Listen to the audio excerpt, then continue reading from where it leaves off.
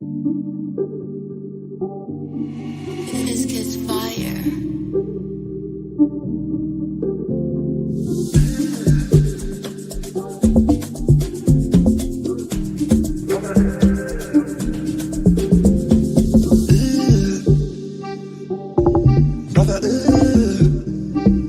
What's that?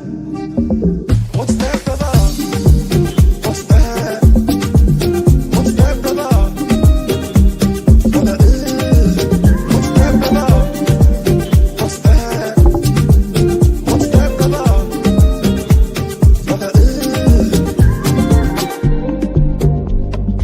Brother,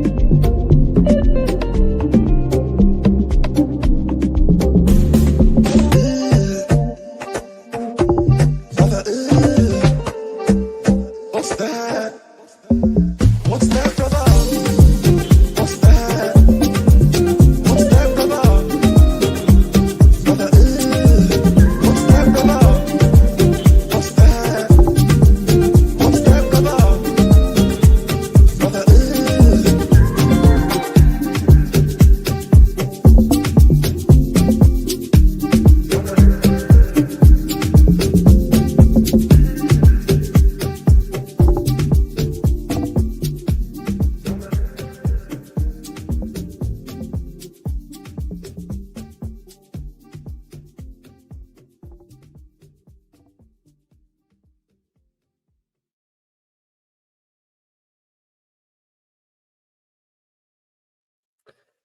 Yes, guys, welcome back to another stream, man. We're going to do a little bit of a recap yesterday and today. And obviously, Tarek wasn't on the show yesterday, so I thought I'd grab him. I grabbed Jay this week, man. You know, Jay went out last night, so I don't think he's going to be active. But Tarek, man, welcome on, bro. How you doing? Appreciate it, man. Always glad to be back on with you. Missed it yesterday, but I was hanging out with family. So, you know, sometimes you got to prioritize family over everything else. I seen someone call me Unc Tarek. That's real. I can't even argue it. I appreciate it. But it's always good to be here, man. This is my LB fam, people in the chat. Always good to be here. Nah, big up, man. Big up, big up. I tell you what, man, Liverpool fans, bro, they're fuming, man. Bro, I was watching like a couple 2-2 videos, I've seen tweets and everything. They're firing out, bro. They're going absolutely mad. 4 losses on the bounce. So And that's it's the killer. bad, isn't it? You know, 4. I mean, I didn't, quite honestly, I saw on Twitter, somebody had said that this was basically their version of what we went through last season, where we lost like 4 or 5 straight. We went, what was it, 1 out of 11 or whatever it was. So they could be on a season defining run here. What's up, everybody? Yeah, nah, facts. You know what it is, yeah? I big up Leafy Greens, but I smashed these likes up as well, chat, yeah? You know what it is, yeah? It's like, it's funny, I said this last year about City, right? But you know when, you know these runs, Yep. whether they're good or bad, they spiral. Momentum. And momentum, bro. Like, it can work. I said this last year, it works both ways. So, like, when City have gone on these mad runs in the past and we've gone on like 15 match winning streaks and that, and we're just spiraling. I'm telling you, like, some of those games we didn't even play well, but like, because you're on the run and you're just winning and winning, you just keep winning. And like I say, sometimes you don't even deserve to win, but something in the atmosphere just makes you win and you just keep winning. But it also works the other way, and it happened to us last year, innit? When we won 1 in 13. Yeah, when you're on that winning run, I mean, your belief, you always believe it's not over. Yeah, we're running out of time, but it's not over. On the flip side, when we've seen when we've been in bad runs, the moment the other team gets the lead, then your head drops because you just don't have the belief that you're going to come back. You actually believe, we just lost it. They're gonna go on to win it now. And so it is, momentum is key both directions, and so you want to maintain it, and when you have it. And you try to find ways to break it when it's going against you. So, yeah. I'll tell you something else, though, as well, yeah. Fair dues, yeah. I remember, right? You know how I always say this, yeah? I always say performances dictate long-term results, right? You've probably heard me say that loads of times. And it's my belief that, like, yeah, you can scam a couple of wins, but if you're not performing at the level to actually win the games, eventually it's going to bite you on the ass. And that's what happened to City last year. And that's why, obviously, like, after we lost against Spurs and we lost a couple of games, I was like, yo, we're in trouble here because we ain't. But and fair dues, yeah. I remember about 2 weeks, because what happened is early on in the season when Liverpool were winning but not playing particularly well, I was actually defending Liverpool a lot.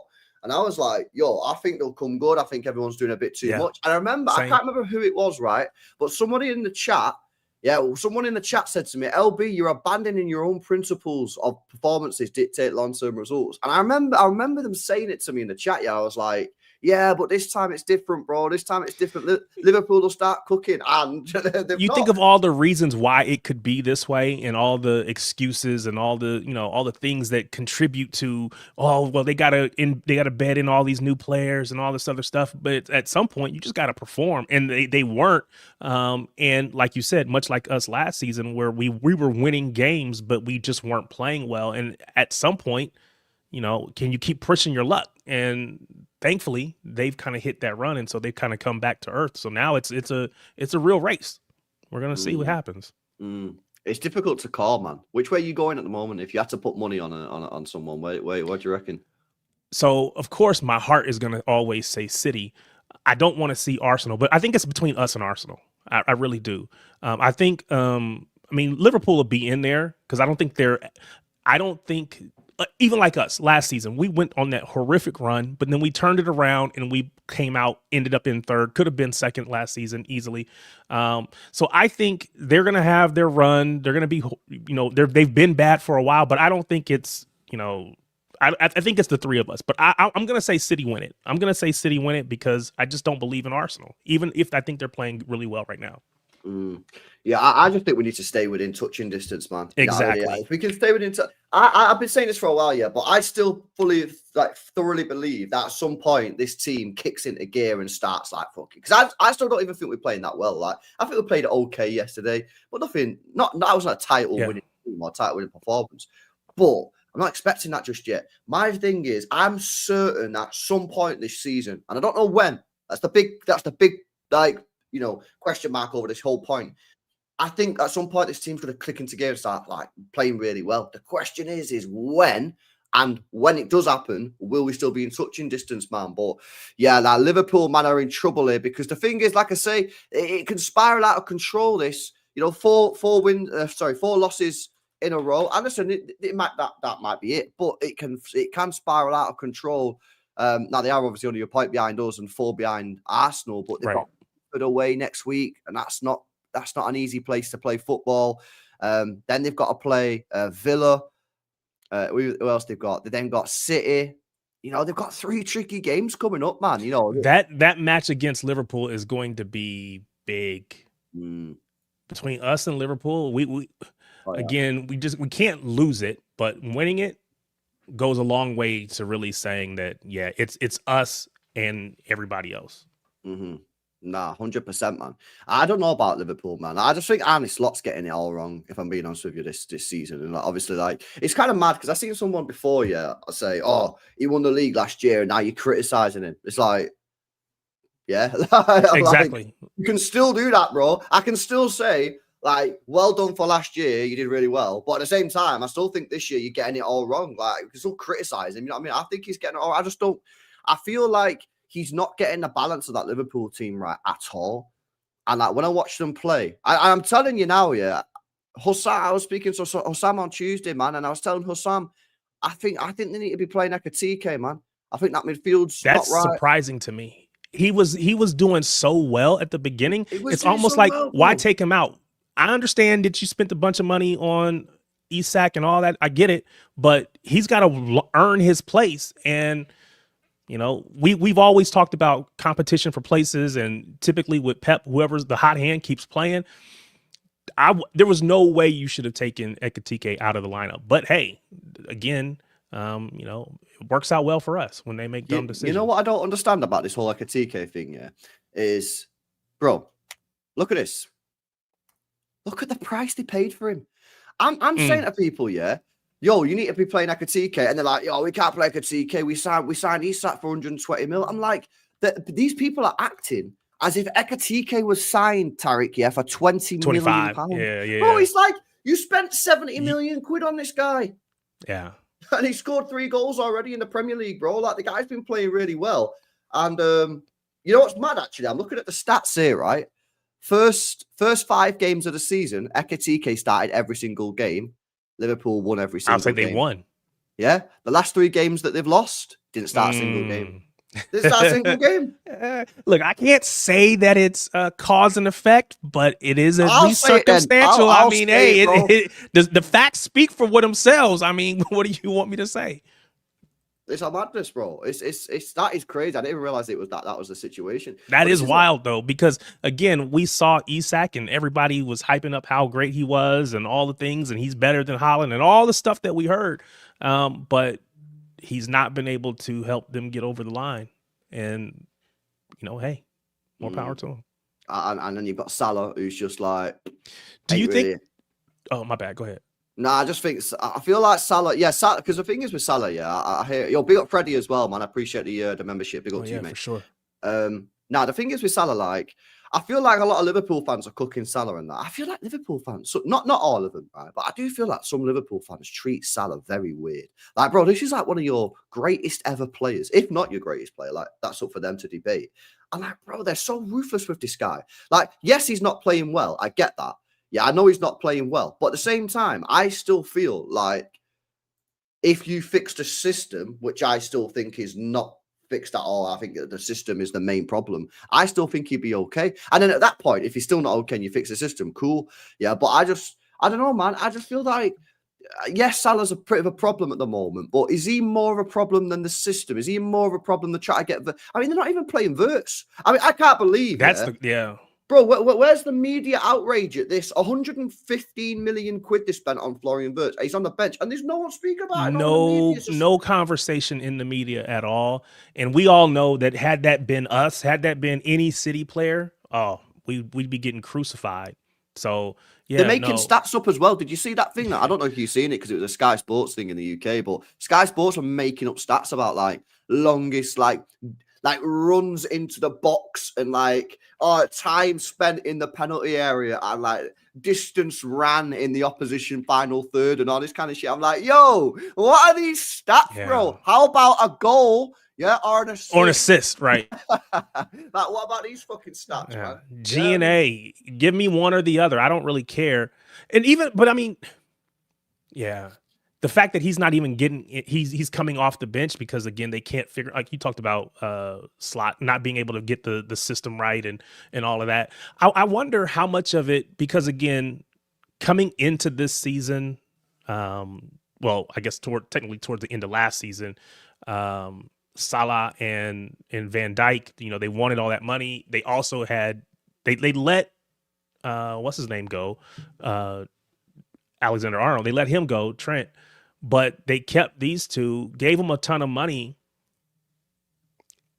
It's one thing for Van Dijk because it's not a stats based position. But when you're a striker, forward, whatever, winger, we look at stats. We look at G&A to define your success, and you're not getting it. I wonder how much of it is I got paid. I don't have the same urgency or I'm not incentivized in the same way.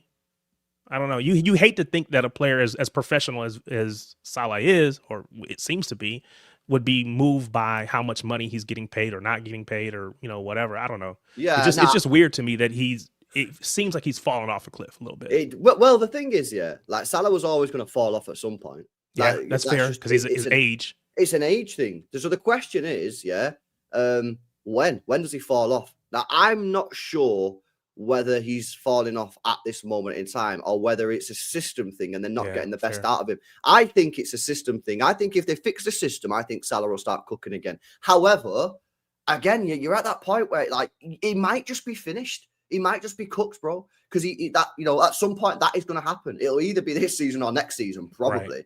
Right. If he keeps going until that, I think it's 33 as well, man.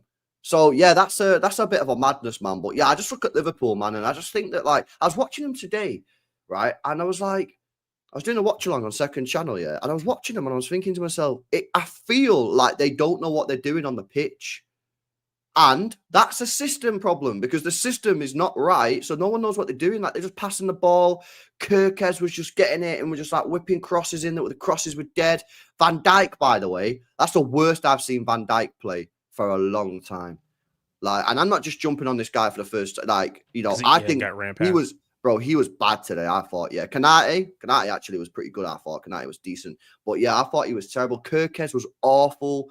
McAllister again, awful. I just think the whole thing, and this fundamentally comes down to the manager. But Liverpool fans are in a bit of an awkward situation here, Tarek, yeah, because Slot come in last year, won them the league against all expectation, and now so soon into the season, you're sort of questioning it. And I think they're right to do so, because in my opinion, I genuinely do think it's Slot that's causing this mess, because I don't think he's getting the system right or the team selection right. But it's a little bit, and what this does, yeah, this causes tension. I mean, we've seen it with our fan base last year. You got the Pep outers, the people questioning Pep, and then the people who just wouldn't say anything about Pep. And because you've just won a title, it's causing a little bit of tension and friction in the fan base. That's good for us, though. That's good for us, because that like creates because if you look at City right now, yeah, fucking everyone's buzzing. Like, I'm buzzing, you're buzzing, the chat's buzzing, the players are, everyone's just buzzing. Like, I've not felt like this as a City fan probably since the 4-peat year. Like, last year was just depressing as shit. You know what I mean? But I'm like starting to get hyped up. That yesterday, last 10, 15 minutes of the game out on the watch along, man, I was fucking listening to tunes, buzzing and that. Well, you look at Liverpool now, and they're cracking up, man. Yeah, they're cracking up, and their pressure's getting to the players. I like to say, it's a Premier League. That's what I was going to ask you. Sorry to cut you off, but you know, there was a lot of conversation in the fan base for City last year, and then I think that however it got to them, I think it got to the players as well. Some of them will tell you they don't watch social media, they don't watch YouTube and all this other stuff, but I don't believe that. I think that they do, and I think they started to hear the complaints, they started to hear the frustration of the fans, and it started to boil over into the players on the pitch. And I wonder, and maybe I'm wrong on that, but I genuinely believe that. And I wonder at what point does that begin to bleed onto the pitch for Liverpool as well? Because again, everything came up roses for them last season. You know, first year manager goes on to win the league by a large margin, and then all of a sudden, hey, it's just not going well. And it doesn't feel like he knows how to figure it out either. It doesn't feel like he knows what the answers are. Yeah, no, exactly. And the thing is, you're going for the title. You can only afford to lose a certain amount of games. And this is why it stresses me out, yeah?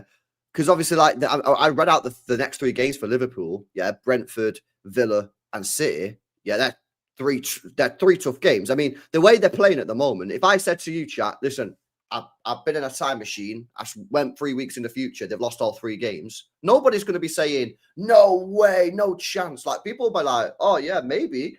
Like, maybe. But the point I'm making is you can only afford to lose a certain amount of games if you want to win the title. I mean, again, this is why like it frustrated me a couple of weeks ago when we come off the back of the Brighton game and I was going into the next match and I was saying, we must win this game. Yeah, and people was like, no, we don't need to win it. Like, if we get a draw, we'll be fine. And I'm like, are you fucking all right, mate? Like, do you know what I'm saying? Like, you can't just keep on drawing games or losing games. Liverpool, yeah, this season in the Premier League, I've already lost 3 games. In the entirety of last season, they lost 4. Yeah, and 2 of them came after they'd already won the league. They come in the last 4 games of the season when they had it wrapped up. So the pressure's on now for Liverpool, because if Liverpool do drop points in these next 3 games, again, it's simple maths. Unless you think they're going to go on a 20-match winning streak, yeah, it's not looking good for them. So they've got to respond real quick. And you know what as well? Yeah, I feel like when you're in the mud, you start getting a load of copium, man. I actually don't feel that international break was a good thing for them, man. I think and I always say this, yeah, but I think when you lose games, you want to get back on the pitch rapid. I don't think. Yeah, I think you said that last season when we were playing too. Yeah. Yeah, I don't like getting, like, you know, I hear people say, oh, you know what? It's probably good if we get knocked out this tournament. Yeah, City fans were doing it last year, saying, I remember having arguments with Sai, saying, oh, we should get knocked out of the Champions League and focus on the Prem. I was like, nah, fuck that, man. When you're not great, yeah, you want to just be playing every 3 days, man, because if you do lose or whatever, right, straight on to the next game, out your system. You know, like Oscar Bob, for example. Yeah, I know it's a slightly different situation, but Oscar Bob just had that Norway game, finished the game. The manager's come out, slaughtered him in the press, said, oh, Oscar Bob was terrible in the first half. Worst performance he's ever had for Norway. Second half was the second worst half. You guy absolutely cooked him. What did Pep do? First game back, straight back in the pitch. Forget about that. Straight back on. And I just think that that was not a good thing. So we'll see how they respond. They've got Frankfurt away in the Champions League this week, which will be an interesting game because obviously they got Ekatike from there, man. But I don't know. Something just does not seem right at Liverpool. I know it's obvious that they've lost 4 games in a row, but something just seems off, man. I was going to say they also have, in a couple of weeks, they've got Crystal Palace in the EFL Cup. So I wonder if you can't get knocked out of tournaments and out of competitions this early in the season. They have to win that, but they're not. The run of form that they're in doesn't say that they are guaranteed to beat Palace in that match. Now again, maybe Palace rotates or whatever. I don't know. But if they go out of that competition, then yeah, it's just a bad way all around. But hey, as a City fan, I love it. Long may it continue. I feel like there's an air of panic with Liverpool. Do you know what I mean?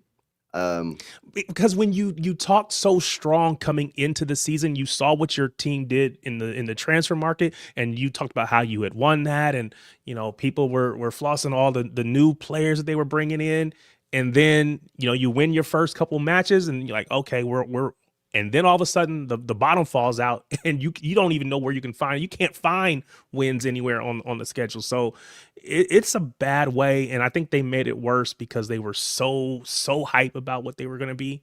So now they've come crashing back down to earth. So.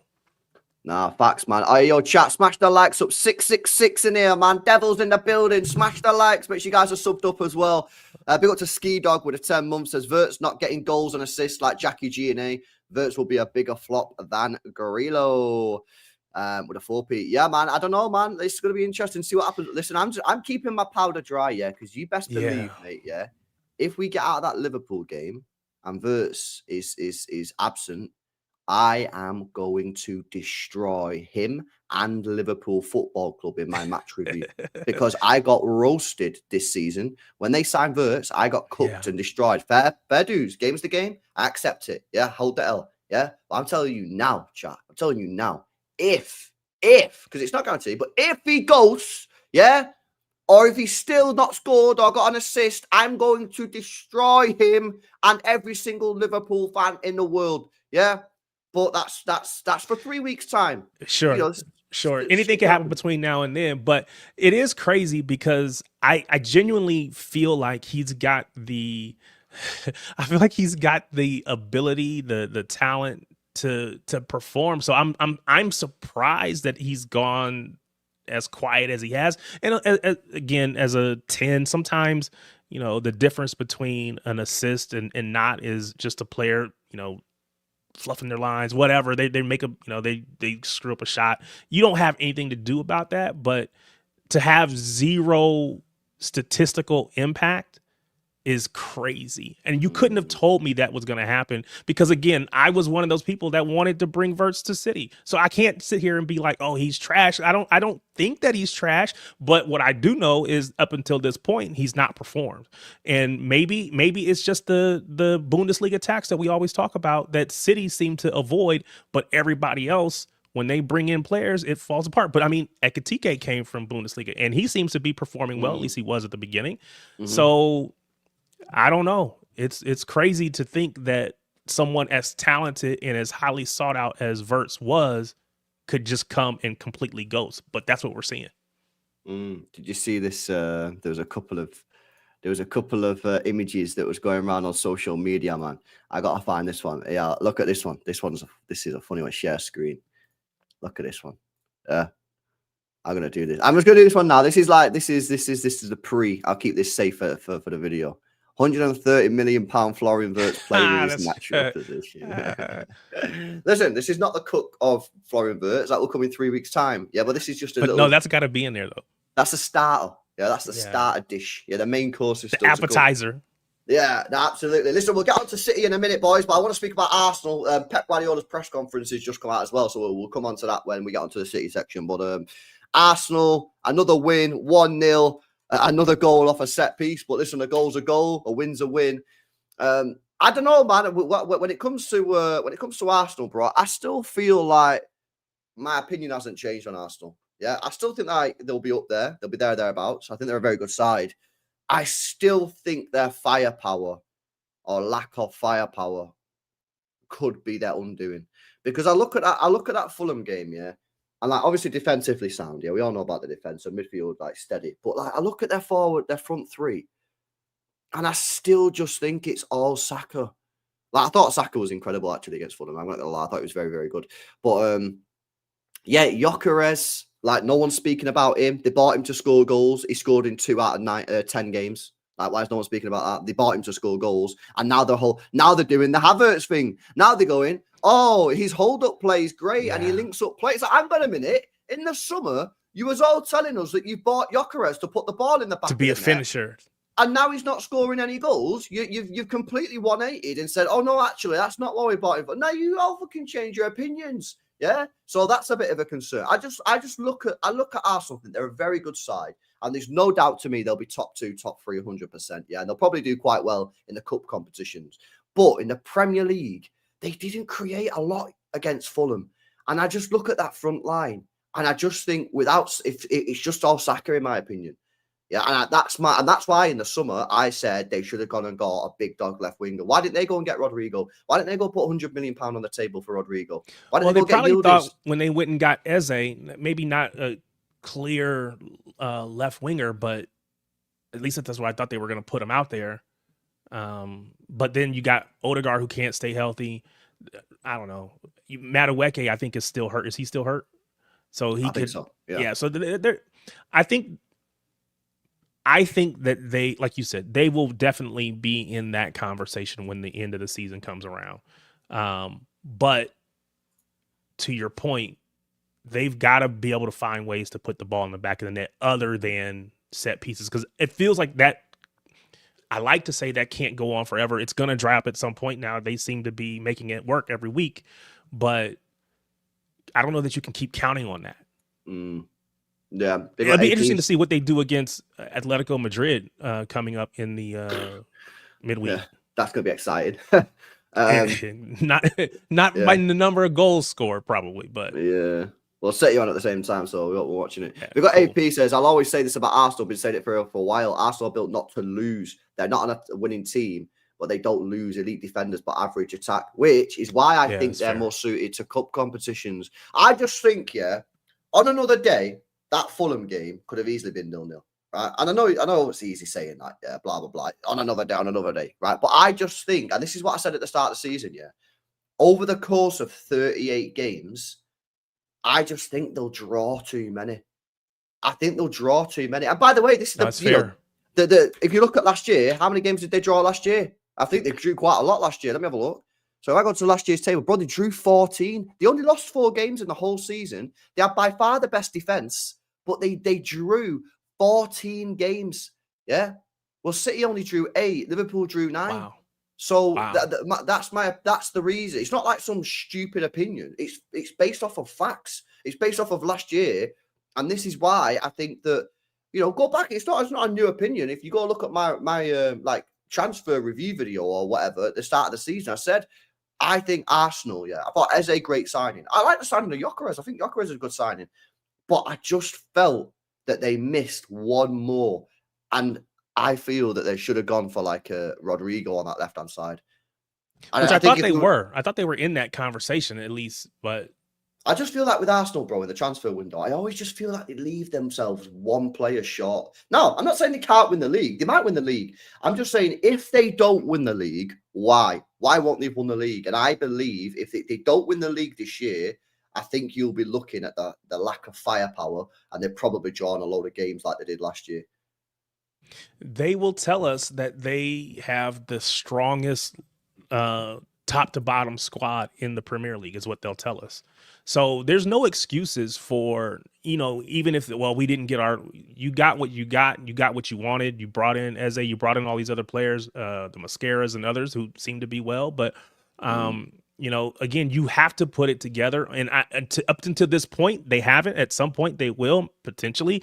But yeah, I don't think they, and maybe to your point, it's too many draws, too many 0-0s, 1-1s, those kind of things. I think that's actually what was going back a couple years with Liverpool. That was the thing that separated us from Pool was they would just get draws and we would get wins. And so, yeah, I'm with you. I think that they will be in that conversation, but I don't think they have shown enough that they're going to get over the top.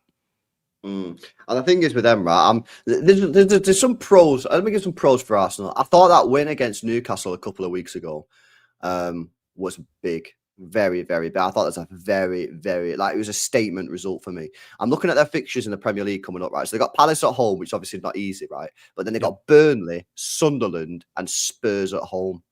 I'm looking at them and thinking, Arsenal, that should be all wins. Yeah, absolutely. Arsenal could go on a bit of a winning streak here. Then they've got a couple more tough ones. They've got like Chelsea away, Brentford, Villa, a couple of tough games. But I think for me, right, Arsenal now need to put their foot down on the gas and go like, right, yeah, Liverpool are having a bit of a wobble. City are looking a bit better, but still feels like there could be a dodgy result around the corner. I think Arsenal now in this next sort of phase of the season, they need to take the league by storm, man. Yeah, but if they drop points, because these are matches that you look at and you kind of circle, okay, that's a win, that's a win, that's a win. Okay, there's some that you look at when you play in the Big Six. Okay, you're like, okay, that could go either way. Maybe that's a draw, whatever. But you're looking at this as an Arsenal fan. You're saying these should be wins, and so if they start dropping points, then again, that just bodes well for us because, again, we're going to continue to, one, catch them, but then two, build a lead. Yeah, no, 100%. Let's have a look at what you guys are saying on Arsenal. Let the bottlers hype up their mid players as the greatest as ever. Glasgow Masterclass. The Palace game is going to be huge. Yeah, it is going to be massive, man. I can't lie. Arsenal drew with Palace at home last season. Yeah, Palace is sick, man. Palace is at the Emirates. Yeah, it's at the Emirates, this one. Palace next week for them is unbelievably tricky. Yeah, it is. Absolutely. We'll have to potentially do a watch along for that. We got Andrew says, Arteta, where the light bulbs? Yo, I got the light bulb. Yeah, come on, man. Arteta, where's the light bulbs? And when the dog, didn't you send him to Battersea Dog Zone? Like, come on, Andrew. Man. What is the light bulbs? I don't think I've heard this one. Have you not seen that cringe video of Arteta in the dressing room? Before the game, it's on that All or Nothing documentary. Oh, okay. And right, so he's giving the Arsenal players a team pep talk or whatever, right? And he gets a light bulb like that, and it's like, I want you to play to get the bulb to light. I want you guys to light. You need to light up the stadium, and he's holding his bulb. Okay, he's a proper fucking weird geezer. Some City fans say, "Oh, LB, would you have Arteta at City?" But no fucking wouldn't, man. He's a fucking weirdo. Yeah, I think he's a proper weird guy, man. No, I wouldn't. No. And I've said that since, again, you talk about telling your agendas. I have an agenda against him. I do not like that dude at all. I would desperately hate if we were to even entertain him, say, post Pep. Which Pep said he's going to be here till 2035, so we ain't got to worry about it. Yeah, he did. We'll come on to City and Pep Guardiola's comments in a minute, guys. See what else you guys are saying. Big up Dylan says, LB brother outside of Arsenal starting 11. They don't have anyone that makes a difference for them. Odegaard's out for a couple of months. If they lose Saka again, it's wraps for them. Yeah, so I agree. Yeah. I just think they're heavily reliant on Saka up top for the goals. I think Gyökeres isn't doing what he was bought for. Anybody that tells you that Gyökeres was bought to link up play is a liar. They bought Gyökeres to put the ball in the back of the net. That's why they signed him, because he scored over 50 goals last year for Sporting Lisbon. Yeah. Otherwise, they would have just kept Havertz. The fact is, he scored in 2 games out of 10. So he's not scored. And by the way, don't give me that as well, that he's not getting chances, because he had a couple of chances yesterday. I did a watch along for it. Yeah, so don't be lying. Yeah, don't be lying. He'd have chances. He's 4th. I checked the stats. He's 4th this season on big chances missed. So don't lie. Yeah, he ain't doing what they bought him for, man. Yeah, and that's a bit of a problem. I think the left winger is very average. Yeah, Trossard and Martinelli are not title-winning left wingers. Saka's class. I think Saka's a baller, man. I think his performance on Saturday, I thought was very, very good. So he's a bit scary, yeah, but he can't do it on his own. He can't. So he needs players to step up and help him out. If I was Arsenal, yeah, and he's got to prove he can stay healthy too. Nah, 100%. That's another problem with him. They spam him out, so he always gets injured. If I was Arsenal, yeah, 1st of January, they should be going into the market and hitting Yildiz, Rodrigo, someone. 1st of January. Imagine the intent that shows your fan base. Imagine if you're an Arsenal fan, right? You wake up January the 1st, breaking news. Arsenal launch bid for Rodrigo, left wing. Arsenal launch bid for Yildiz. And you're thinking, oh my fucking God, we're serious. You got to strike fear into your opposition, into your opponents. Yeah, so I think that's what they need to be doing, man. But they probably won't, bro. They'll probably sound like a 33-year-old DM. Well, the fact that they gave Trossard another contract in the summer because he was trying to leave. I think they were going to let him go, but they wanted to keep him, so they extended him. So now it's like, did you ruin your chances of bringing somebody else in by extending him? Again, maybe you can get rid of him still, but you don't want to have somebody that's standing in the way of being able to fill that gap on that left side.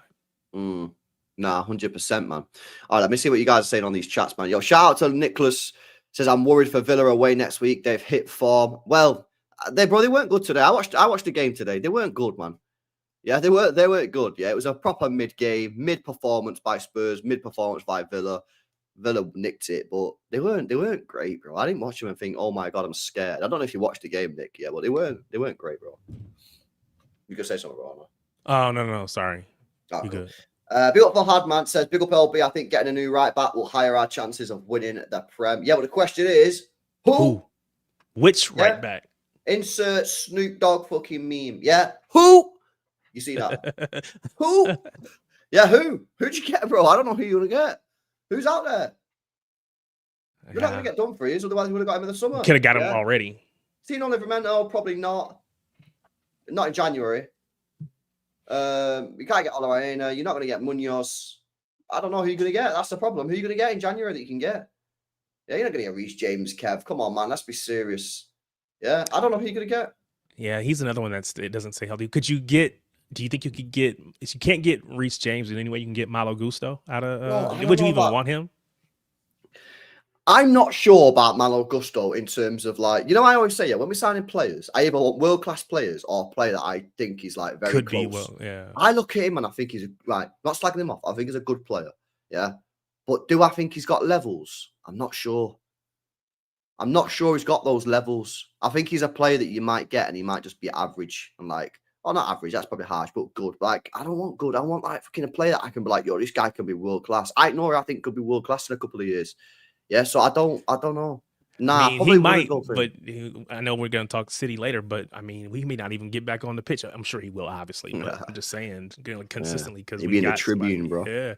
What, yeah, I was like, if we could get Pedro Porro out of Tottenham, but we're probably never doing business with them again. Maybe we swap, not necessarily a swap, but we send Savio, get Pedro Porro on the way back. I don't know, man. I'm not sure about Porro, man. Like, sometimes I watch him, I'm like, yeah. Some days he's really good. Yeah, other days, he is. You know what I mean? But he's at that age now where, like, I feel like consistency should be much better than it is. Like, he's 25 or something, so like, or 26. He's played a lot of football, man. So, but this is why the idea of getting a right back is, it sounds good in theory, but unless you can target someone and say they are not just good enough or better than what we have this season, but they're going to be good enough. Like you said, do they have the potential to be world class? Do they have the potential to be a locked in, first teamer for the next 5, 6, 7 years? I don't know who that person is. See, I've seen this name, but I don't know this person. He plays Espanol, isn't it? Okay. Is it Espanol, chat, or is it, who is it he plays for? Or is it Getafe? I can't remember who he plays for. No, it's Espanol. I swear it's Espanol. Yeah, I don't know, man. I don't know. Big up son of Arahab says, Asan gonna draw a lot, or Arsenal gonna draw a lot. Yeah, I think they will. We'll see. Mr. Nice Guy says, I know Arsenal have the best defense, but you can get at them on the break, which is what Palace are good at. Fulham had some opportunities on the break. Listen, they're not like, they're a good defensive team, mate. Yeah, but you can still score goals against them. Not a lot. I think funny enough, Haaland's the only player that scored an open play goal against them this season. So it is difficult, right? But they're not. Which is a crazy stat. It was a crazy stat, and it's a little bit scary, man. I can't actually lie. Like, when I said it, then I was like, "Yo, that's actually pretty wild." That's actually a pretty wild stat, isn't it? Yeah. They're fucking very good defensively, yeah. But like, bro, come on, man. Like, they're not the best defensive team I've ever seen in my life. Like, come on, man. You can score goals against them. But yeah, all right, bro. Anything else on Arsenal before we move on to City? Nah, I mean, again, like I said, at the end of the day, I think they're gonna be there and thereabouts. But until they show that they can get over the hump, I won't believe it. I don't believe in their manager, so he's got to prove it. Sweet. Okay, cool. Right. City. In fact, let's have a look at Pep Guardiola's comments, man. We can see what this guy's been saying because the embargoed section of the comments have come. In fact, I think it might be the preview. Is it the preview? What is this? Is this I'm not sure. Anyway, let's pull it up anyway. We've got some injury news here as well, which is good. Nico O'Reilly. Let's have a look what he's got to say. Nico O'Reilly's injury versus Everton. I think it's a knock. We'll see, but I don't think it will be dangerous. Yeah, bro, you know what? Like, when he went down, I didn't realize it. I just thought, well, I did. I knew how important he is to the team. But when he went down injured, yeah, I was like, yo, damn, like this is bad. We can't let him get injured. He's so important to our team at the moment, O'Reilly. Like, the performances that he's putting in are like top class, man. And I think, Aït-Nouri will be back, so we'll have some cover, but he's still not shown his best, I don't believe, in a City shirt yet. So again, I think if I'm Pep, I'm riding with Nico O'Reilly consistently, and maybe Aït-Nouri. I mean, I'm definitely going to give Aït-Nouri chances, of course, but I'm leaning in depending on Nico O'Reilly, in my opinion. And so to see him get hurt would be a setback. But again, I do think we have good cover there as long as Aït-Nouri is actually healthy. But Nico O'Reilly has been a revelation. We saw it last season. It's just a matter of him deciding that this is a position that I'm willing to commit to. Because if he commits to this position, I can see him being England's #1 left back. Well, you know what's funny, yeah, but I think that left back position is up for grabs this World Cup, right, in America next year, yeah, because obviously you're not going to play Luke Shaw, so I think like he's got an opportunity, but he probably needs a solid year. If he keeps playing like, obviously he's already been called up for England. If he keeps playing like this, he's going to have a serious opportunity, man. Do you know what I mean? And like, it's quite interesting as well, yeah, because we on the panel show last night, I think it was Pulper, you were saying he's not sure yet about Nico O'Reilly. It seems really? like, yeah, more so in the big games. He's not sure about him in the big games, but we've got big games coming up. So this for me now, this next like 6 weeks for me, for Nico O'Reilly, I won't say it's a make or break of him, but like I do feel like if he can get through this unscathed, I think you're going to be looking at him in like coming out of November and going, bro, he's top class, because you got Villa away. You got Villarreal, he's probably going to start there. You got Liverpool, you got Real Madrid, you got Dortmund, you got Leverkusen. Yeah, like you got all these games coming up. These are massive games, man. And a lot of these games are must-win games. You're looking at Villarreal, Leverkusen, Dortmund. These are all must-win football matches. Villa must-win football matches. These are pressure cooker games. And I think for me, I just think that this is a big opportunity for him. And it's a way for him to get on, to not just get, but to stay on the pitch playing. Because again, playing in midfield, there's just a lot of people in that midfield that he'd have to compete with. Not to say that he couldn't win out, but it's just a lot harder than it is on that left side for us. And if he's playing at that left back position, he's guaranteed, almost guaranteed to be playing in all those big games that you just listed against all those big teams. And it's put him in position to get a call into England. I just feel like, and maybe the call-in is what makes him just say, you know what, there's a pathway for me into this England squad as a left back. Let me just lock in, because I think if he, like I said, if he ever does that, just like, you know what, I want it to be a midfielder, I want it to be a 10 or an attacker, but I'm going to be a left back, and I'm just going to go all in on that. I think he will be that for us for many years to come. Yeah, and again, I think you mentioned it before. I've said it. I think everybody said it, but big credit to him is that like Aït-Nouri should be back now, and I ain't putting him back in the team straight away. Me. Yeah, no way, no chance, man. So I think that's the biggest credit you can give to Nico O'Reilly. You've signed this guy for 30 million quid or whatever, I ignore it. I'm not putting him straight back in the team. I'm like, I'm sticking with O'Reilly, man. You know, I ignore it. You're going to have to work hard. You're going to have to earn the spot back off him. So this is what we want. Again, I've always been saying, you know, competition for places. It's what it's about. But yeah, good that he's sounds like he's going to be available. Kovacic, obviously, he's back now. Yep. Pep said he's got special quality with the ball to keep it, but we can't forget he's come from a surgery. He's had 3 or 4 months injured. Don't want Kovacic for 90 minutes in time. He'll get it, but I don't have a feeling he's ready to play it now. But for 20 minutes, 30 minutes, 60 minutes, Kovacic with Bernardo Silva and the older players, they're extraordinarily fantastic. Yeah, that's fine. We don't need to be starting him week in, week out at the moment, but just having him on the bench, bringing him on, you know, resting Nico Gonzalez, resting Tijani, right? Whoever. But I still think Kovacic has got a big part to play this season, like in terms of. Oh yeah, for sure. I just found that comment funny from Pep because it's like he threw in there the older players. He saw the Unk conversation from last season. He saw all of that, and he was like, yeah, you know, these older players, they're still gonna get chances. There's, you know, he's like somebody said, he still loves the Unk. So much respect to Pep, but I'm with you. I think Kovacic has plenty still to offer. Again, not someone that I want in the starting 11 per se, at least not on most games. Of course, cup games or rotation, stuff like that, fine. But to come in to help us see games out, keep the ball, definitely has a place.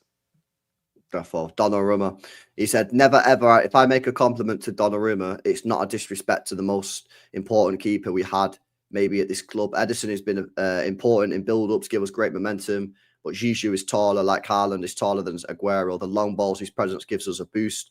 With Trafford, I see in training for a long time. I haven't seen a keeper as good as James. We have 2 incredible keepers. Zizou, for example, even though he's just 26, has won the Champions League. Of course, he's a really good goalkeeper. I'm happy for him. Since I've been here, he's always a really good goalkeeper. And he also said this, which I think is important. He's a guy who I have the feeling if he makes a mistake, it's deleted in 2 seconds. His personality is obvious to everyone. Obviously, it is there. Let me ask a question, Tarek, because we had a little bit of a debate about this last night on the panel show. So not including yesterday, right, against Everton, what would you rate Donnarumma out of 10 this season for Manchester City? So he played 6 games. If I just remind you the games, Mike, obviously you probably can't remember off the top of your head. But because and don't look at the chat. Don't look at the chat. Yeah, I don't want you influenced. I don't want to chat influence Tarek opinion. Stop trying to influence me. Yeah, right. So he played first game of the season, United, made that great save against Mbeumo.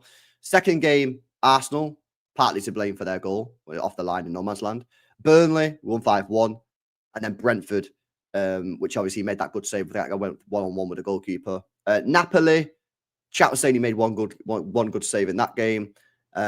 Relatively quiet for the rest of it. And then Monaco, 2-2. Don't really remember him like making any great saves in that or whatever. But what would you give him out of 10 so far this season? So 6 games, 1 error leading to a goal, and maybe 1 extremely good save against Mbeumo and a couple of other decent ones as well.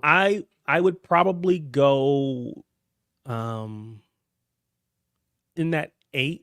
You know, I can go maybe as low as 7.5, maybe 8.5 on the high end, but somewhere in that 8 to 8.5. I think he's been really, really good. I was one of those people who I didn't think he was bad. I never would have said that, but I thought that with James Trafford coming in, you know, we had this keeper for the future. It was all set up.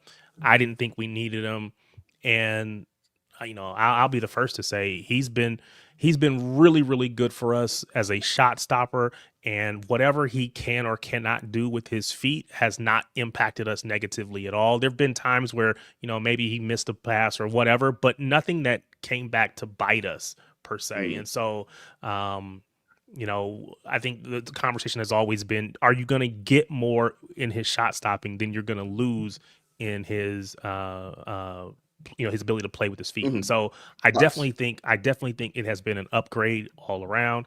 And so I'm in that 8 range. Now, what was the conversation in yesterday? No, I don't want no. I don't know range. I want an actual number. I'll go actual number. I will go 8.2. Right, okay, yeah, because the reason why we had a bit of a debate last night, because I give him a 7.5, right? Pulpy give him a 9.5. Wow. Which I like Donnarumma. I think he's mega, yeah. But I felt that was a heavy glaze. Yeah, a heavy glaze, yeah. For a guy who's played 6 matches and was partially / majorly to fault for the Arsenal goal, which cost us 2 points. And I just said, I think that's mad glaze, bro. 9.5? 9 feels high, let alone 9.5. Well, give him a 9 or give him a 9.5, yeah. Either way, I think that's still high. Yeah, it still feels high. Yeah. What was his rationale? Oh, you know what he's like, Pulpy. It was the storyline. He loves the story.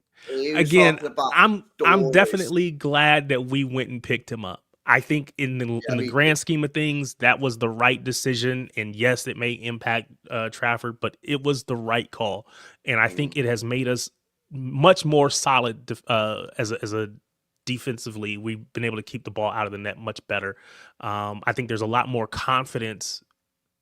I believe, nothing to go off of, I believe there's a lot more confidence in the defenders with him behind them. I feel like Diaz, for instance, Ruben, I feel like he's playing better this season because he's got a little bit more confidence in what's behind him. Again, maybe that's just me making that up, but that's what it feels like to me. And so I think Donnarumma has been a major impact, but 9 just feels... when he made the error, which is I think, I tried to glaze it at the time, yeah, but it was a bad error. He's just in no man's land. I feel like 9 is our madness, yeah. But he's admitting. I just thought I'd ask you because it was quite an interesting debate last night, to be honest with you. But I think it's class. I just think a 9 is. Oh yeah, he's an upgrade for sure, and I think we play better because of him. But 9 feels high.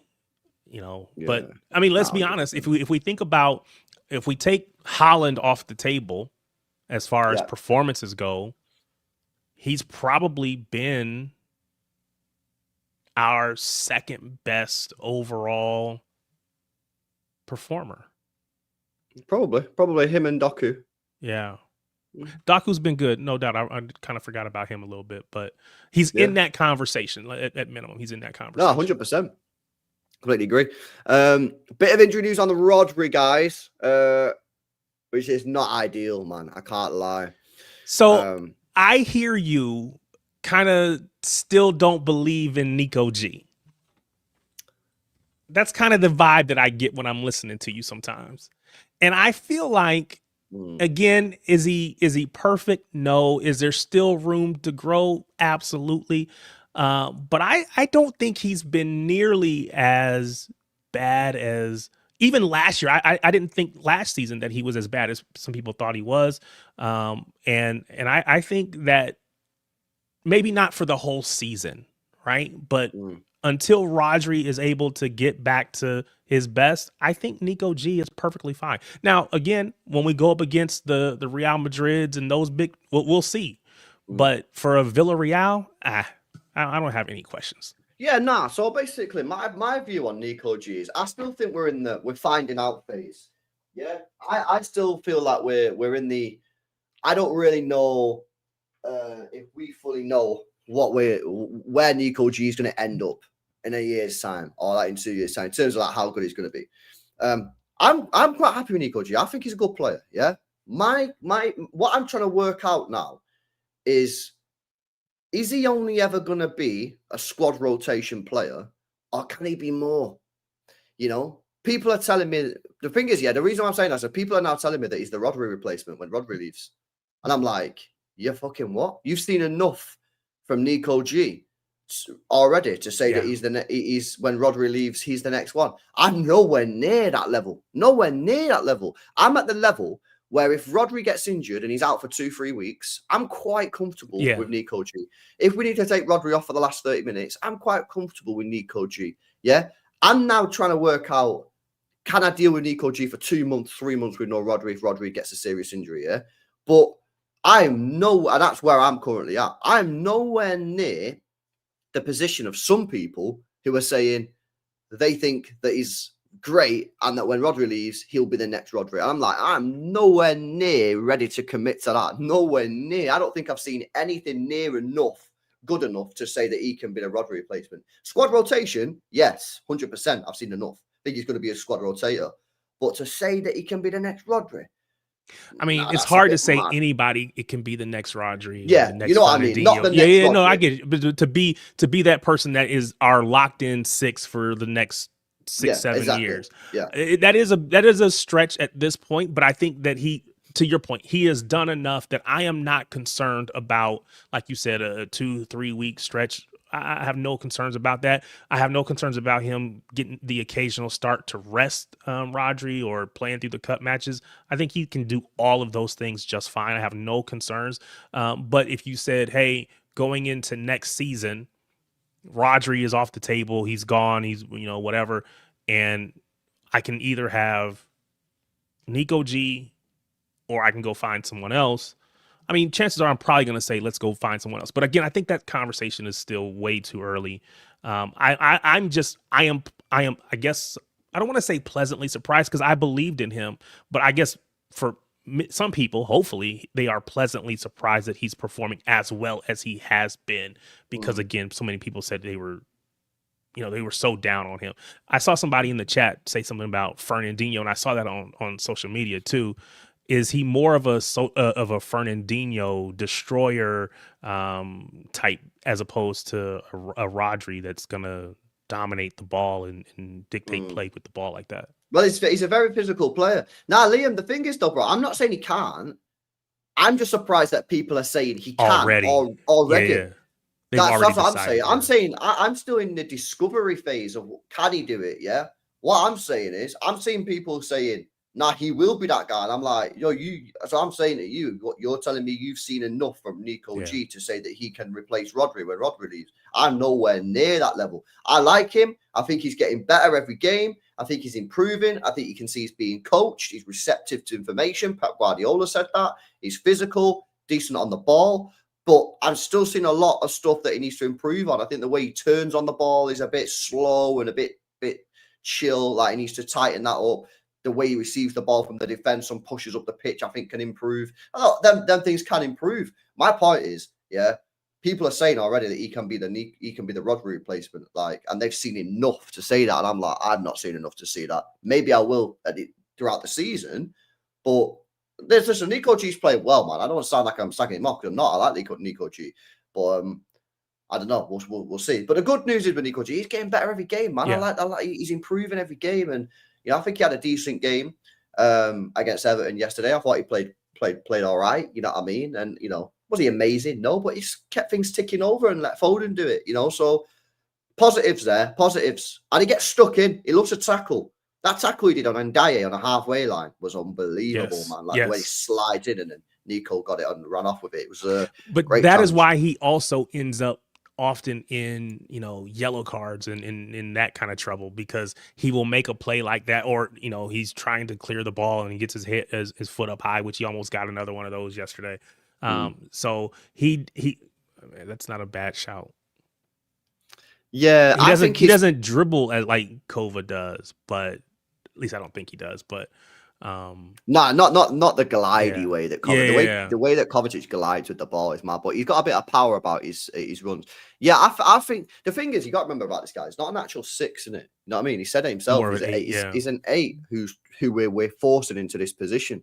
So we'll see. I tell you what, I do want to see though, just as an experiment, and it might not work. I'm not saying it'll work. I'm not trying to give you tactical. Yeah, I'm just giving you something that I'd like to see. At some point, I do want to see Rodri, Nico G, and Foden. Yeah. I want to see it. I want to see Rodri, Nico G, lock that midfield off and say to Foden, you've got free roll. And we did something similar 2 seasons ago in a 4-peat year. And we played Rodri, Kovacic, and Foden. And in a number of those games, when we did that, Foden was electric, right? And I always go back to it. The Newcastle game at home, it was Rodri, Kovacic, and Foden. And Foden was unbelievable. And then the Brentford game, when he scored a hat-trick, it was Rodri, Kovacic, and Foden again. And he scored a hat-trick that day, Foden. And I just feel that, if you have that Rodri and Yeah, listen, it could be Cherki, yeah, but I want to see Foden here, chat, yeah. I just think you have that Rodri and Nico G midfield. I think that's such a physical midfield, such a physical, and obviously you've heard Viana speak about it. We need a physical players. I think that's a great physical midfield, and it gives a complete free roll to the 10. It might be Cherki, it might be Foden, whatever. I'm not really asked. I want to see Foden there, but I want to see that. I want to see it at some point. Because for me, yeah, I still believe that Reinders, yeah, is gonna do really well. I think the goals are gonna come because I think he's getting into good areas. He's getting there, yeah. I think he's getting into good areas. He's getting into those positions where he's having shots, he's creating, he's making passes in the box and that. And I think they're gonna come. However, if they don't end up arriving, if we're sat in a month and he's still not scoring or he's still not assisting, creating chances, then I think at that point, that's when I'd roll. That's when I'd roll with Rodri and Nico G. But you know what? How great is it that we're talking about these players? Yeah. Like last year, mate, we were talking about We playing were like dead. Kovacic and Gundogan and Bernardo in midfield and that. And it was like, we were so fucked.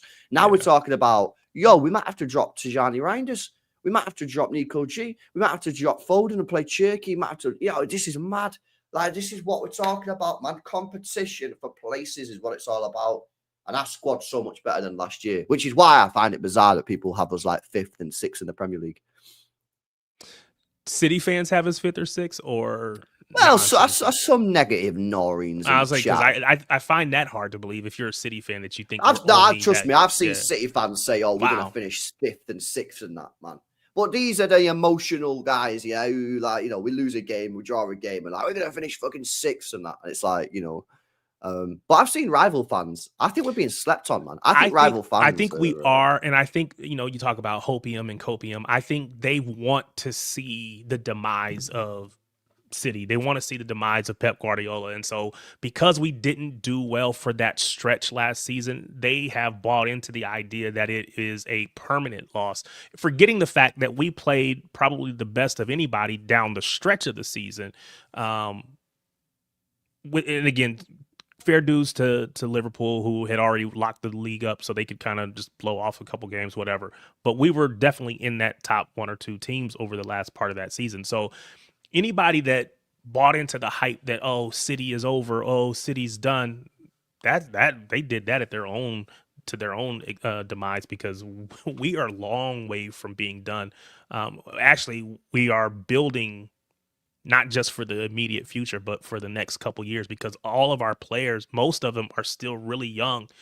They're going to continue to grow. They're going to continue to develop. So anybody that believes that is really, I'm going to say silly, but whatever. I just ask a simple question. How in Manchester City's worst season in a decade, where Rodri done his ACL, Foden was ghosting, our goalkeeper wasn't making any saves, we was playing Jamai Simpson Pewsey at centre back with all due respect, Walker, our captain, left halfway through the season. How in a season like that, when we finished third, are you getting us back to 6th when we've signed? It doesn't make any sense. And all these guys, it don't make no sense, man. It literally makes 0 sense.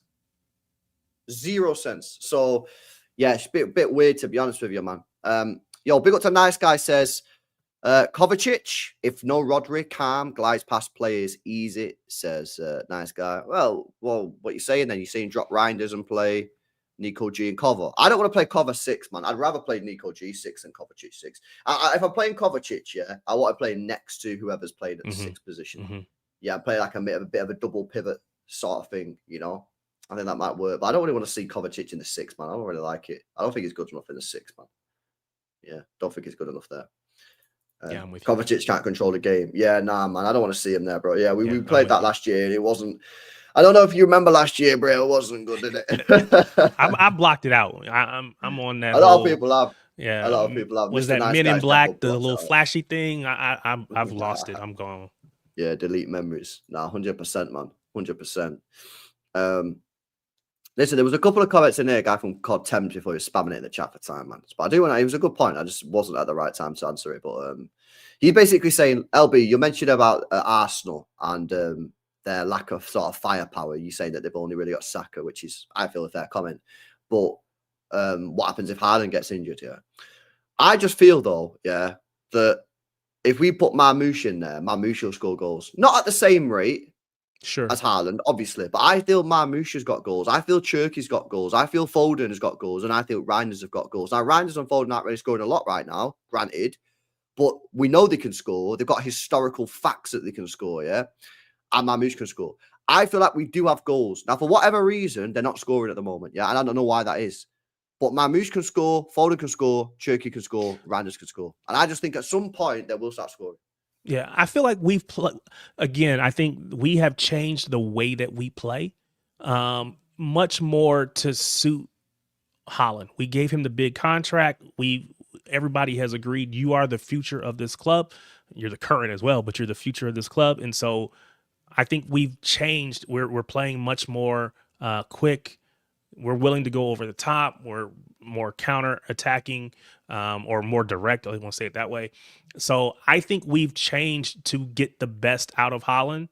And I think if for whatever reason he gets hurt or whatever, I think we have other ways that we can score.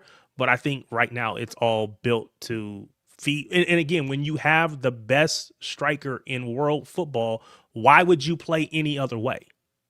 It doesn't make sense to play to anybody else's strengths other than his. I mean, that just doesn't make sense. When we weren't playing to his strengths, we always used to complain. Well, why don't we, be more direct? Why don't we make more through balls? Why don't we do this, that, and the other? Because we knew that there was another level for Haaland to go to.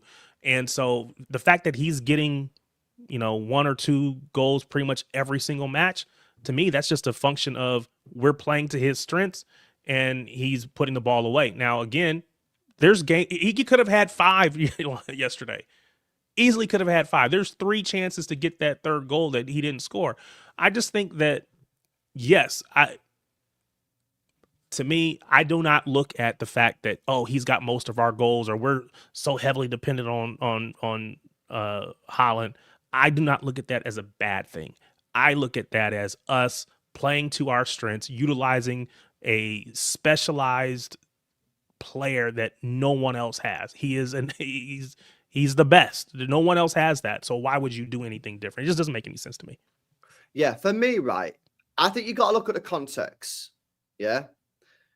If we're not creating chances for any other player, right, and all the chances are going to Haaland, I feel that so I think lose on bang on the money. I feel that would be a problem. If nobody was getting chances and it was just Haaland, yeah, even though he's scoring, that is a problem because at some point, Haaland's going to have an off day.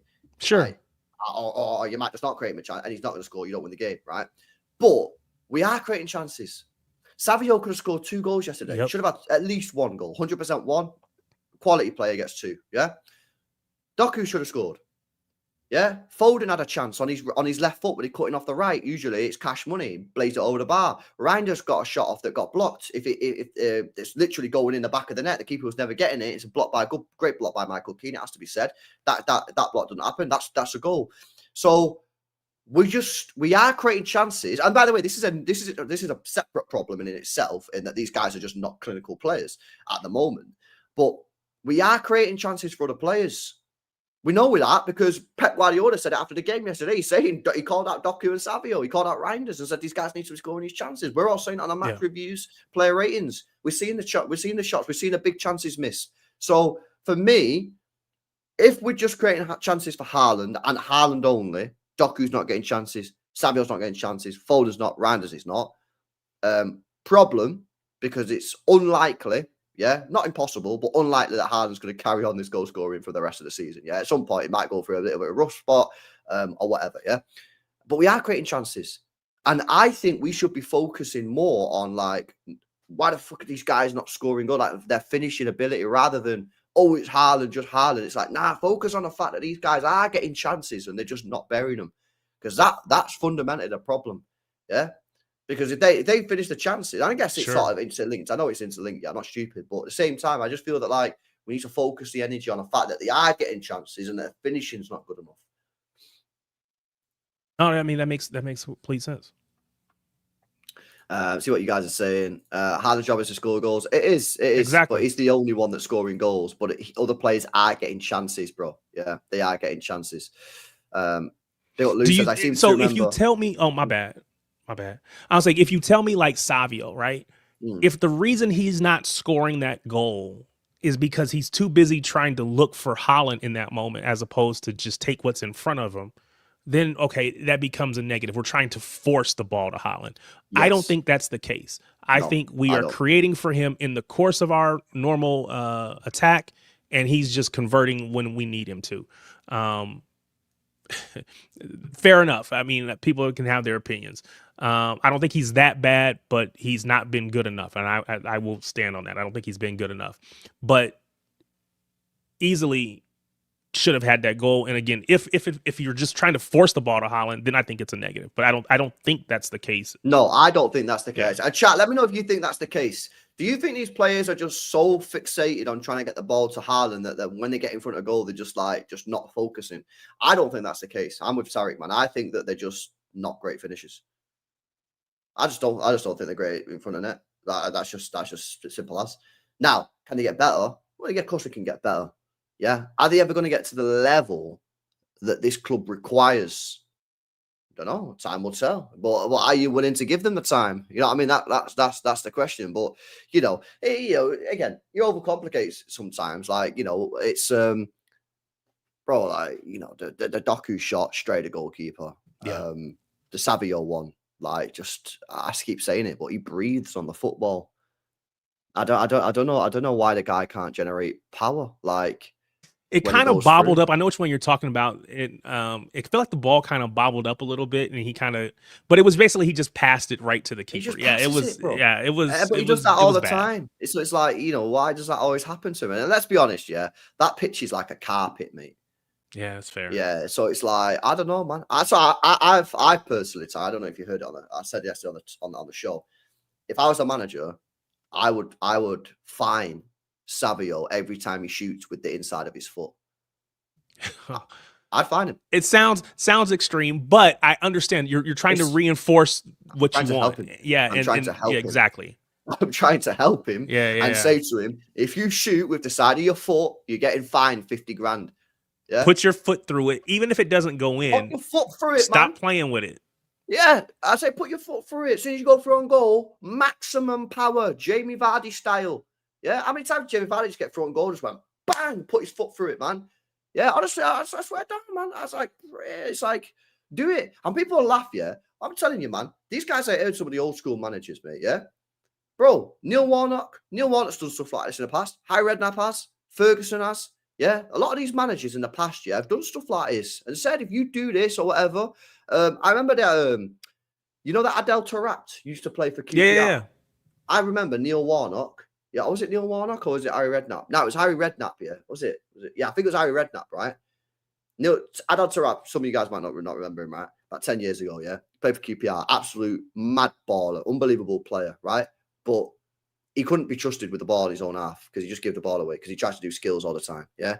He said to the players, if you pass the ball to Taarabt in your own half, find a grand. I will fine you a grand every pass you pass the ball. Yeah, oh, it's Warnock. Yeah, I will fine you a grand every time you pass the ball to Adel Taarabt if you pass it to him in our own half. You pass the ball to him, you get fined, bro. It's legit, man. Like these fines, like you turn up late for training, you get fined. Yeah, they do all these mad things, bro. I'd do it, man. I'd say if you shoot with the inside, it fucking works, Dylan. Yeah, and people think it's funny and it's just a joke. I'm with you. It's not a joke, man. I'm being deadly serious. I say to him, every time you go through goal, smack it as hard as you can. Yeah? And then what'll happen is, yeah, by the sheer odds, he will score a couple of goals, right? Because you just smack the ball. Yep. Yeah, you're going to score a couple just because, you're smacking it, right? Then what happens is he gets a couple of goals. He starts to get confident. Then his finishing starts to improve. Then bang, he's on the road there. Yeah, let's just, I try, this is the thing, yeah. This is one of the problems you buy these really young players. I watched a video on YouTube, yeah, of, it was a video and it was Mahrez when he was in France, yeah. And the video was titled, the football match that made Leicester buy Mahrez. Yeah, now we got to remember, Mahrez at this point is like 21, 22 years old. He's played in France, proper young player or whatever, yeah. And I watched the clip. Mahrez was not the finished product there, yeah. He went to Leicester and it took him 2 years, then he kicked into gear. The problem that you got when you buy these young players, yeah, and this is why I don't like buying projects and young players, and this is why I've slagged off Chelsea for the last 3 years, yeah, because you buy these players And you're basically accepting that they're not going to be good enough. That's what you're doing. They're not going to be good enough for maybe 2-3 years. Now, every once in a while, you'll land one in a blue moon. You'll get like a Yamal, yeah, or you'll get a Cherki, like a mad ball, like a Cherki, or you'll get like someone mint. But you get these young players in, and you've got to develop them, and they're not going to be good. And that's the whole point, yeah. But you obviously get them at a discounted rate, but you're also accepting you're not got a player there. So we need Savio to step it up. I didn't think Savio was great yesterday. I didn't think he was crap. I just thought it was okay. But if he can't learn to shoot, his career won't go anywhere at this club, because you can't. He scored one goal every time I do a watch along, yeah, and someone scores who's joined this summer. Chat going, bro, he's just equaled Savio's Premier League goal scoring record.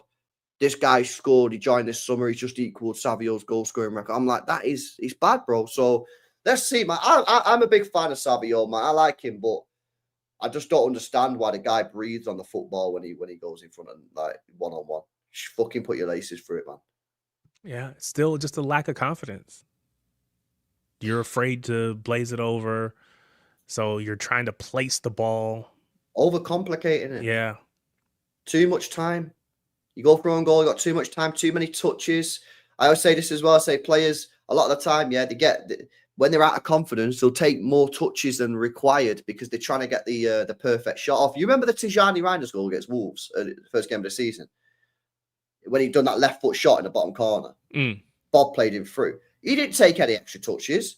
Yeah? He just fucking banged it straight away. Yeah. Took the keeper off surprise. And this is what you see. You always hear commentators say, oh, the guy shot early, took the keeper off surprise. A lot of the time, these players are trying to take an extra touch, yeah, to try and make the chance better than it is. And, it is what it is. So, I don't know. Let's see. The one thing I will say about Savio, yeah, I think he's definitely trying. I think yesterday you can tell that he's really trying. He was working very hard. He was trying to make things happen.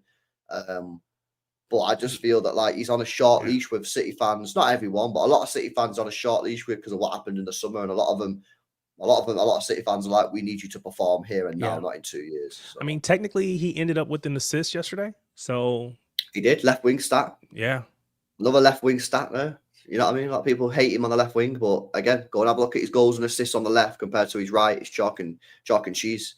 It's crazy, man. Bill Liam says, I'll never be able to get my head around how we rejected 70 mil for a winger who literally cannot shoot. I don't know. Ask Soriano, bro. 70 million is a lot to turn down. So he's gotta come good for that amount of money. Big up to Farhad says Bayern is Kane FC. Real Madrid is Mbappe FC. Funny Premier League fan, says Farhad. Big up to you, bro. Big up Curtis says Savio needs to stop expecting a could when he gets pulled back, play until the whistle. Yeah, you get that a lot of the Brazilian flair players, man. They get touched and they stop running, and that is you've seen this. Robinho used to do it all the time. Pep's been dropping hints of potentially extending as well because he's been saying he's enjoying this quote unquote rebuild. Well, it's funny, Dylan, because early on in the season, you might remember, I don't know, but I was saying that it wouldn't surprise me if Pep left at the end of the year. Yeah, I just got a vibe, but the more I watch him, I think Pep's buzzing. Yeah, I'm with you. Buzzing, I joked earlier about his comments about 10 more years because I don't think that was a legit statement. I think he was just messing with the reporter or whatever. But I definitely think I would not be shocked either way if he walks away. Again, he's been here much longer than I think most of us probably expected at the time. So I won't have any issues. But I would not be surprised if he gets another 2-year extension, maybe 3. Yeah, no, fair. Built Spartacus, Brazilian. He says Savinho is getting GA while playing bad. It's not bad. Yeah. Well, is he getting G? Or is he getting A? He's not getting many G. We can lump them together and say G and A, but it's really the A. But again, and even the assist, it was a simple pass. It wasn't anything that was difficult. But hey, at the end of the day, he made that pass. It was more about the shot from Haaland than it was anything else. But kudos to him. I think when I was watching, what I feel might have gotten lost, and I don't know what you talked about yesterday, was just how critical Foden was to the buildup in for both of those goals. Right, he didn't get the assist, but it was the pass to the person who made the assist, right? So it would be a hockey assist or a pre-assist if you want to make up stats or whatever. But I think if we only define Foden by GNA, we will miss a lot of what he's doing on the pitch. I think he's going to get GNA this season, but I can't overshadow or overlook what he did yesterday just because he didn't end. He wasn't exactly. the name on the stat sheet. Yeah, no, exactly. Because football's not just about GNA, right? It's that's not it. Yeah, you got to use your eyes and look at it. And in the second half, he was very, very good, man. Yeah. First half, don't think he had a good first half at all. Thought he was not getting on the ball enough. Needed to be involved a lot more. Said that at halftime. But then the second half, he just started getting involved. You know, I feel like he learned the game. He learned where to be, how to receive it, where to receive it. You know, like sometimes when you're in a match, you need to work out how the game's going. Not every game's the same. You need to work it out. Where's he going? Where's he going? Where's he going? How are they defending in this situation? When he gets the ball there, where are they? And you know, sometimes it might take you 2 minutes. Sometimes it might take you 5. Sometimes it might take you 45 minutes.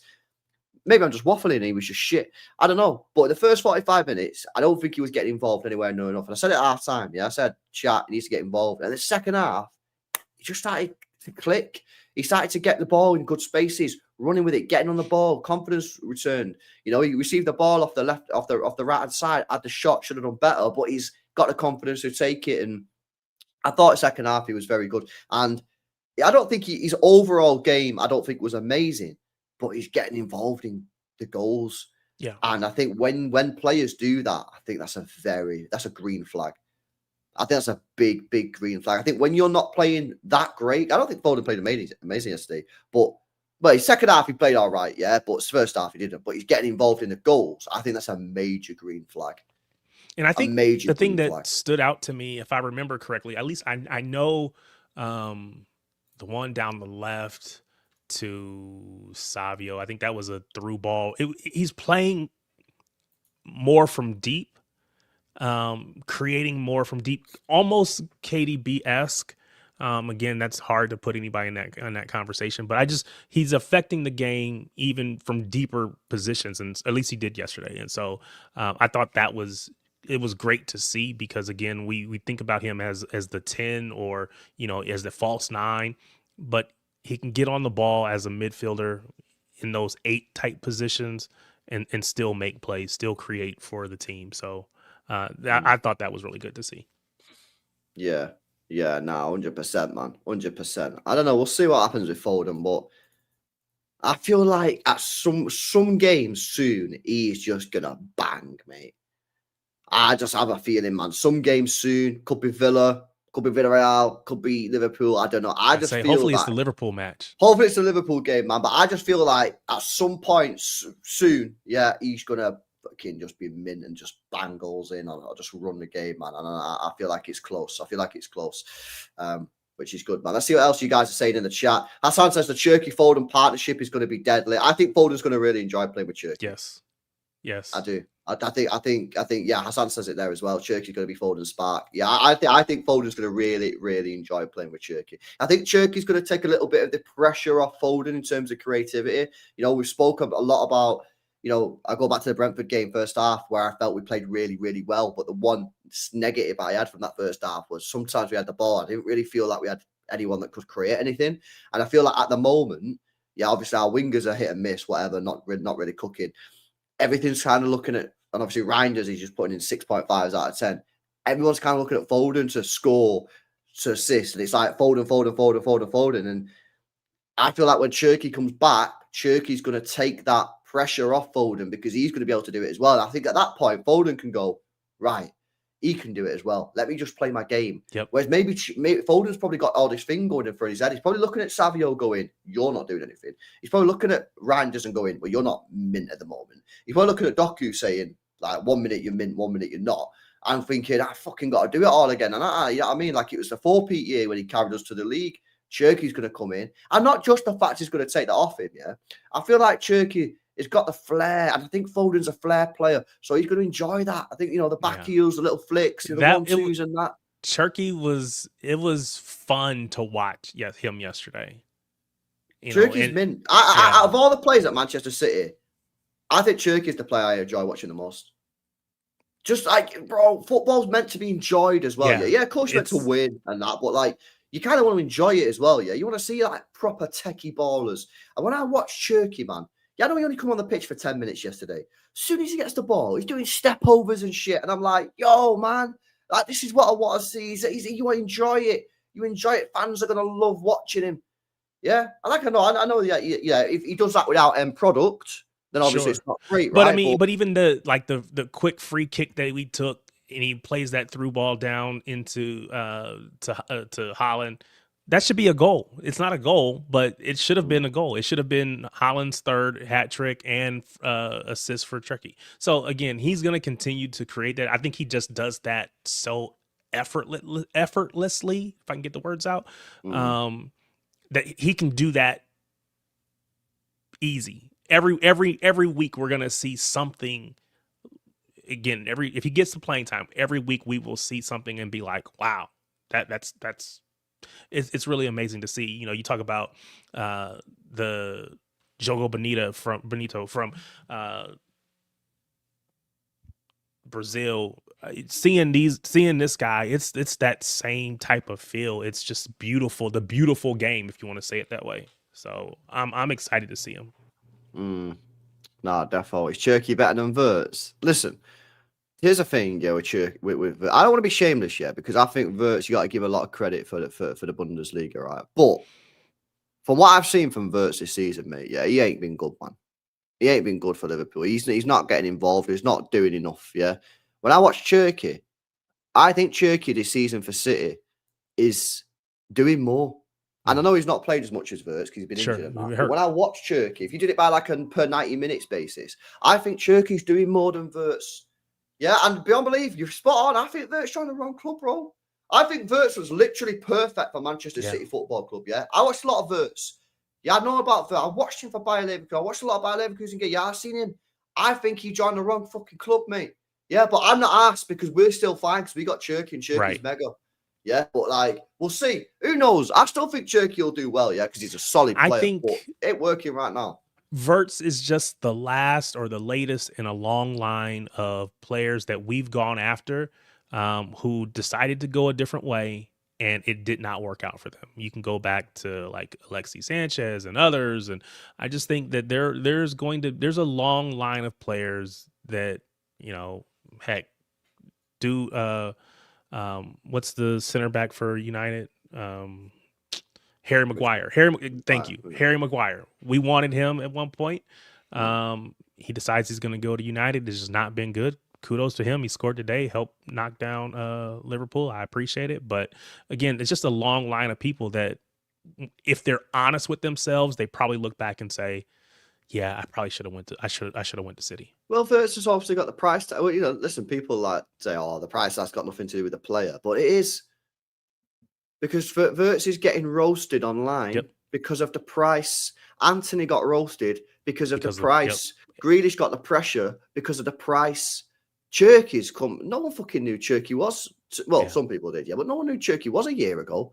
Yeah, a lot of casual fans. Yeah, I know some of you guys in the chat would have known. Of course you did, yeah. But like a lot of people didn't know who he was. We've signed him for 25 million. Yeah, so it was like 30, 35, something like that. No one gives a fuck. If he's shit, who cares? He's not going to get roasted. Like, you see someone roast him on Twitter and be like, yo, Cherki's, like, people would be like, well, you talk, bro, they paid 25 million for him. There's no pressure. I think we Cherki. paid less for him than they did for Kirkes or for Frimpong. Exactly. So, I mean, yeah, there's no pressure. Exactly. But I think even if there was, I think with Cherki, I feel even if we did spend 100 mil on Cherki, it won't matter anyway, because Cherki, he's got an ego. He's just like really confident. He's got an arrogance about him. Yeah, which is a good thing. Yeah, I always say it's a good thing, and I think he'd be fine with it anyway. But Cherki's just like, no one's mentioned Cherki. Yeah, no, you know, it is what it is. Like, bro, it's. I just think he's fucking mega, man. I think, like, I always said I wanted Wirtz, yeah. When we signed Cherki, I was like, yeah, I'm buzzing we got Cherki, but like I still would have preferred Wirtz because I didn't want to be shameless and I wanted to be honest, yeah. But like, I'm watching Cherki now, and like, if you said to me, LB, now, could I swap Wirtz for Cherki right now? Like, if I had the option now to swap Wirtz for Cherki, I wouldn't do it, bro. Yeah. because what I've seen from Cherki, I'm like, yo, this guy's like, whoo, I think this guy has like Ballon d'Or potential. Yeah.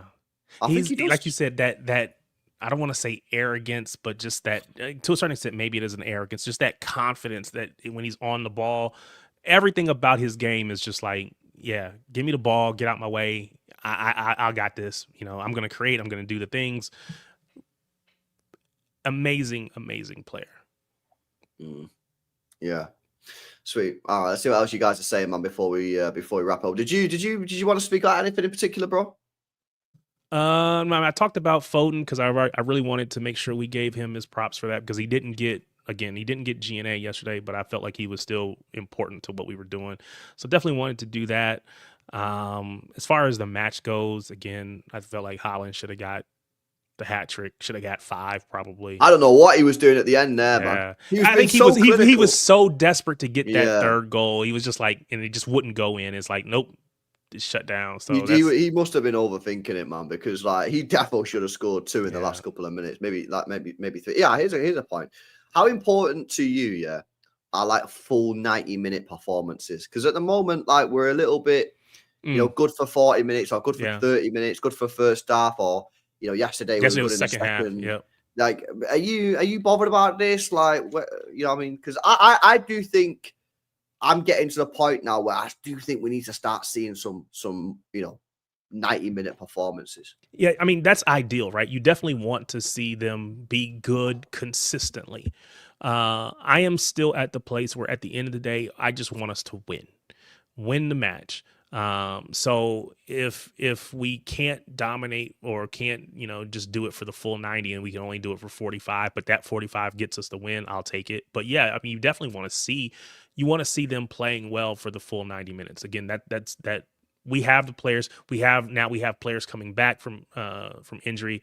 We have the depth in the game changers so we can go for the full 90 and just go and win matches. So I definitely want to see that. But for me right now, it's more about just get the win. Just get the win. Okay. Cool. All right, chat. Anything else you wanted to speak about before we wrap it up? If there is, let us know in the chat, man, and we'll discuss it before we go. Better to be good second half than first finish straight. Yeah, but obviously that's on the basis that you not conceded. And I was gonna say you can't be down 3-1 or 3-0 at that point. Yeah, because on another day, that was a weird game yesterday. That first half, man, Everton could have had. Yeah, they could have had a couple goals. They could have had 2, maybe 3. Yeah. Dylan said, "I have a question, LB. What do you and Tarek think of our chances of a UCLR given the current momentum? If we can keep it going, if you don't see us winning, what are we missing?" I'll go on, Tarek. I'll let you take that one. It's hard to say UCL because it is just it's a knockout competition, at least in this, we get further into it. I think we will go like last season. I don't know. Do we go like that first? We got to that first little, almost like a play-in type game and we got knocked out. I think we'll get past that. But it's hard to predict knockout competitions, in my opinion. I think we have what it takes. Again, being defensively solid. I think Donnarumma makes that I think Donnarumma raises our level. Our floor is not as low with him on the match because he's gonna keep us in games. So I do think we have a chance, but it's hard to predict that. Yeah, we'll go win it just because it's just so arbitrary at times. Well, okay. So when I look at the Champions League, I'm talking knockouts here, right? I think, okay, what are the sort of key components you need to win the Champions League? Good goalkeeper. One that can keep the ball at the back of the net. Yeah, you look at Courtois. You look at Donnarumma. Yeah, we've got that. You look at Alisson. Tick. You need a solid defense. It's absolutely no surprise to me that the one time we won the Champions League in our club's existence, our defense was, it was the best defense we've ever had. Yeah. So defense. Now, I said defense like I'm American. Right? Exactly. There you go. I'm rubbing off on you. Pause. Fucking pause. But you look at our defense, Huzanov right back, Diaz, Gvardiol, all good. Nico O'Reilly, decent as well. Yeah, but obviously I want to see him tested against. I'd play Nico O'Reilly in the Real Madrid game coming up next month because I want to see him tested. That back four, defensively solid. midfield, good, and you've got a clinical player up top. So I think Champions League, we've got a chance. I do think we've got a chance because I think we've got the key components. And yes, I look at our wingers and I think, not amazing. But I feel like we've got the key components to do well there. Yeah, so we'll see, man. We'll see. Champions League's difficult, man, because a lot comes into it, luck and that. But I do feel like we've got a lot of I feel like we've got a lot of the key components to win the Champions League. Like the draw, all those things matter. It's hard to say, but again, I think we have the pieces to be able to contend. It's just a matter of if we do it or not. Nah, 100%. Yeah, I mean, referees are a big thing. You know, you could get a dodgy referee decision. You know what I mean? Like that's just a fact, That's bro. fair. That's fair. Big is on a Prem this season. So I am one of those people that is. I am Prem every time. Yeah. But I also recognize that if we get the Champions League, that gives us 2. I think, what is it? United have 3. Yeah, Chelsea on 2, so you join Chelsea, and United are on 3, so you'd be 1 behind United. So I think the impact of that, maybe if you want to say, is greater because it puts us in a different conversation. But I'm always PL, always. Yeah, I'm always Premier League, yeah, but I'm just like, bro, if we could match and overtake United on Champions Leagues, man, bro, that'd melt their heads. Exactly. And we're not gonna do that in the Prem because we're so far behind. And that's why I said it's a much bigger gap to try to close. Yeah, but I am fundamentally I'm usually Premier League's my bread and butter. Yeah, but I just feel that listen, we've won our fucking load of these Premier Leagues. Yeah, they're mint. I love winning the Prem, but we win a Champions League and we go to 2. I think everyone at that point is going to be like, yo, let's go and get this third Champions League. I think a lot of these people that are like Premier League. If you get your second Champions League and you can then go and match United on Champions League. Yeah. And by the way, Pep Guardiola wins another Champions League. He's equaled Fergie at United. Well, he's already equaled Fergie anyway, but I'm talking about United and City. He won 2. Pep would win 2. So, you know, that's where I'm at. I don't know, man. So Fergie only won 2 of those. Fergie won 2. Yeah, he won in 99 and 2008. Interesting. So who won the other one for United? Or was that like a long, way back in the day? It was. I think it was the guy who. Yeah, it was the guy. Sir Bobby Charlton. Oh wait, somebody said Busby, but then somebody else said Bobby Charlton. Which one was it? Who won it, chat? Who won the other one? Busby's Babes. Yeah, fair enough. It's older, much older manager. Okay, fair enough. Yeah. I thought it was Busby, but yeah. But so you could match. So Pep could. I mean, Pep's already matched for. That's you know what I'm saying? That's big because again, that's the conversation about. He's won 3. 3. Yeah, so he would go to 4, and he'd have 2 while at City. So yeah, again, the conversation, in a shorter time frame. Yeah. That whole conversation about best manager in England or Premier League of all time. Bro, don't say football knowledge. I'm not a United fan. Why would I care? Why would I know when fucking United won it? I don't know. I'm not a United fan. I'll take it. I'm an American. You can blame me. It's my fault. Americans don't know anything. That's what we're told anyway. Big up Oscar who says, LB, why can't I ignore you play right back? Bro, I just disgust me. It's just a disgusting suggestion.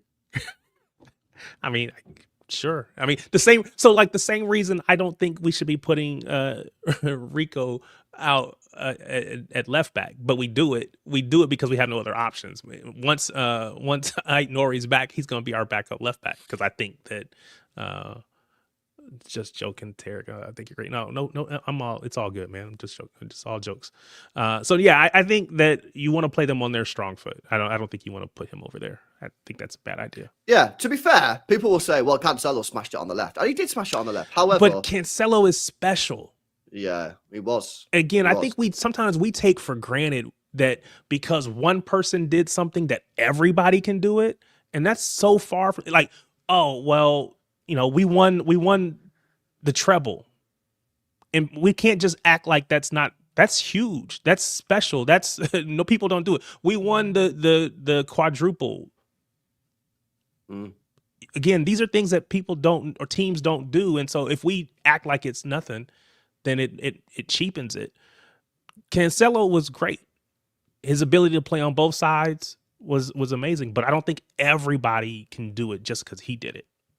Yeah. Nah, that's very true. That is very true. I think so. Yeah, no, I've never heard anyone say that, but that's true. Like, when you say, "Oh, Cancelo did it," like, Cancelo was fucking mint, mate.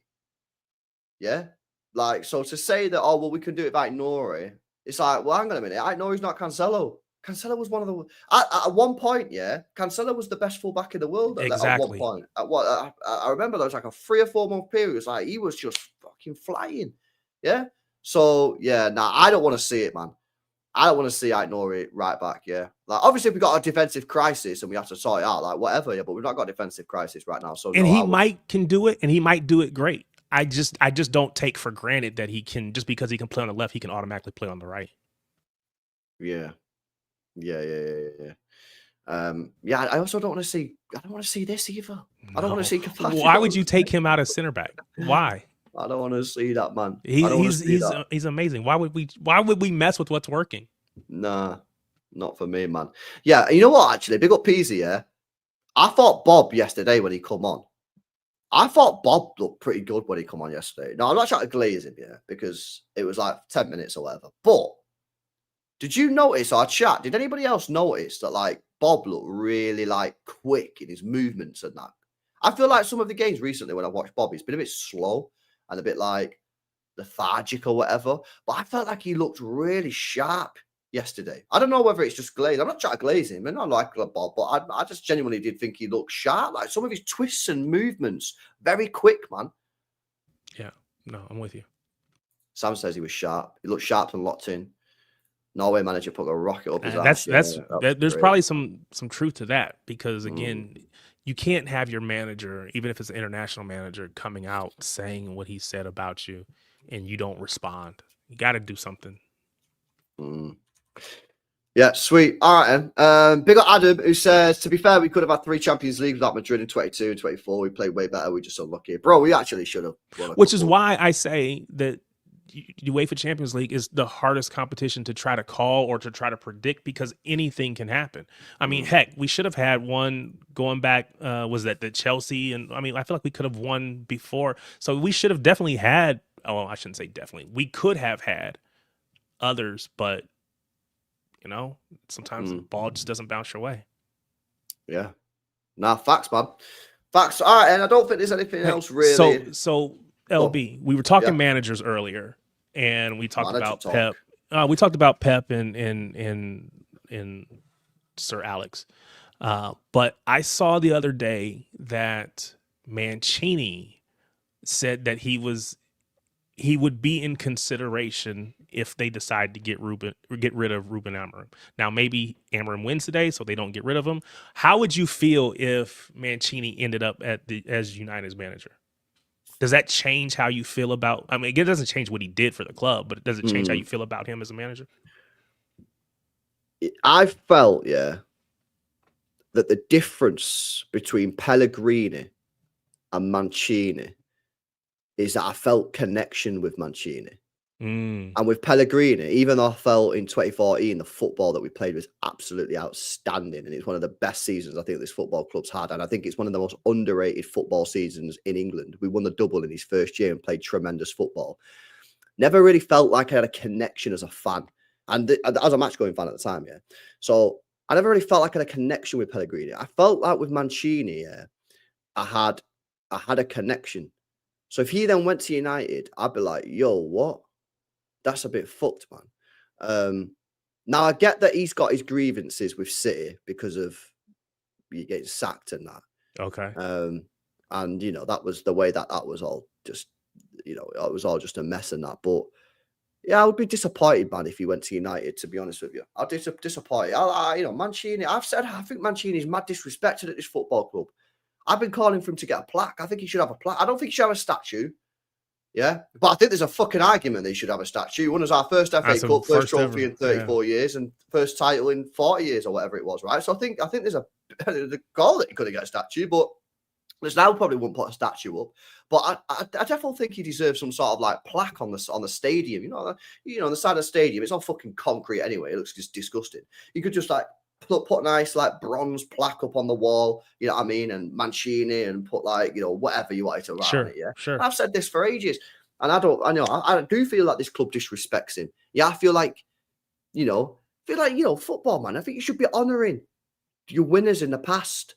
And I feel this club hasn't really honoured Mancini. They fired him, and then no one ever spoke about him. Yeah, so I would be gutted if he went there, because I feel like, that's fucked, man. To be honest with you, like I felt like I had a connection with him, but like maybe hold off on the plaque just in case he goes in it. Can't have him managing down the way and then have the plaque on the wall. I get it. No, I just wondered because again, that was before I came in to being a City fan, right? I didn't start watching until the season after, when United won, is when I started. You picked a bad year. Well, everybody. You joined, and the first signing was Scott Sinclair, bro. That was the season. Yes, that was. So yeah, that is fair. But no, it all worked out in the end. I'm very happy about it. But no, I just wondered because again, I know the fact that to get us our first PL, so you can never take that away, even if he did end up there. But I was just wondering if that would, players don't celebrate. They kind of just hold their hands out when they play against a former team. So I just wonder what it would be like to have your former coach. He definitely holds a grudge. He definitely was a bit pissed off. And to be honest with you, I feel like he probably has a right to be, because he won us the FA Cup, he won us the Premier League, yeah, and then we obviously didn't back him properly in the window. How much of that was FFP related, I don't know, but we fucked up in the transfer window. We then decided that we was going to sack him before the FA Cup final against Wigan. Everybody knew that he was getting sacked before that Wigan game, which obviously is not ideal. And then obviously he got fired, and he's probably sitting there. He probably thought to himself, "Little fuckers." Because if you think about it, yeah, we were nothing before Mancini. Man. Yeah, we was everybody's favourite second team. Yeah, everybody used to love City, and obviously we played some nice ball under Sven, not really so much under Mark Hughes, if I'm being honest with you. But we weren't doing anything. We weren't going anywhere. It was a mid-table team, man. Try to push up into sort of Europa League or whatever. And then he come in and he won the first trophy in 30-odd years, first league title in 40 years, and then gets fired. And he's probably thinking to himself, little pricks. Who do you think they are? No, I get it. I get what, and I know, I do understand the direction that they wanted to go, yeah, because obviously one of the reasons we got rid of Mancini wasn't just the results. It was because, and I always go back to the statement that Manchester City released when they sacked him. They wanted a holistic approach, yeah, and obviously, they wanted a manager that could fit in with the club and fit in with the board and fit in with everything, and they wanted to build this whole club, not just a manager, players, and everybody else. And obviously, Mancini doesn't really fit that. He doesn't. He's a manager that manages the players, and he's gonna fuck some players off. He's Conte. He's like Conte. That's the reason we'd never get Conte, because Conte's the same. Yeah. So then obviously they went to Pellegrini, and Pellegrini's then obviously he likes the players. He's working with the players, working with the board. So. Man, I don't think Mancini just went because of like results or whatever, because we finished top 4. We got to an FA Cup final. I think he got fired because he just didn't fit the whole, the where they were trying to go. You have a business, right? You've got to have everybody cohesive and everybody working together. And Mancini was just doing his own thing. But that doesn't mean that he doesn't have the right to be pissed off, because he absolutely does. Because in his mind, he's probably thinking to himself, well, he gives a shit about this. Like, I won you fucking 2 trophies the first time in 30-odd years. Especially from where we might have come from. Yeah, and then you had the thing with Tevez, you had the thing with Mario Balotelli. There were fights. Now, to be fair, this was all at Carrington, yeah, which apparently was, I never went to Carrington, right? But Carrington was City's old training ground. And the fucking journalists used to put the cameras above the, like the fence or whatever? The bushes, so people could see what was going on.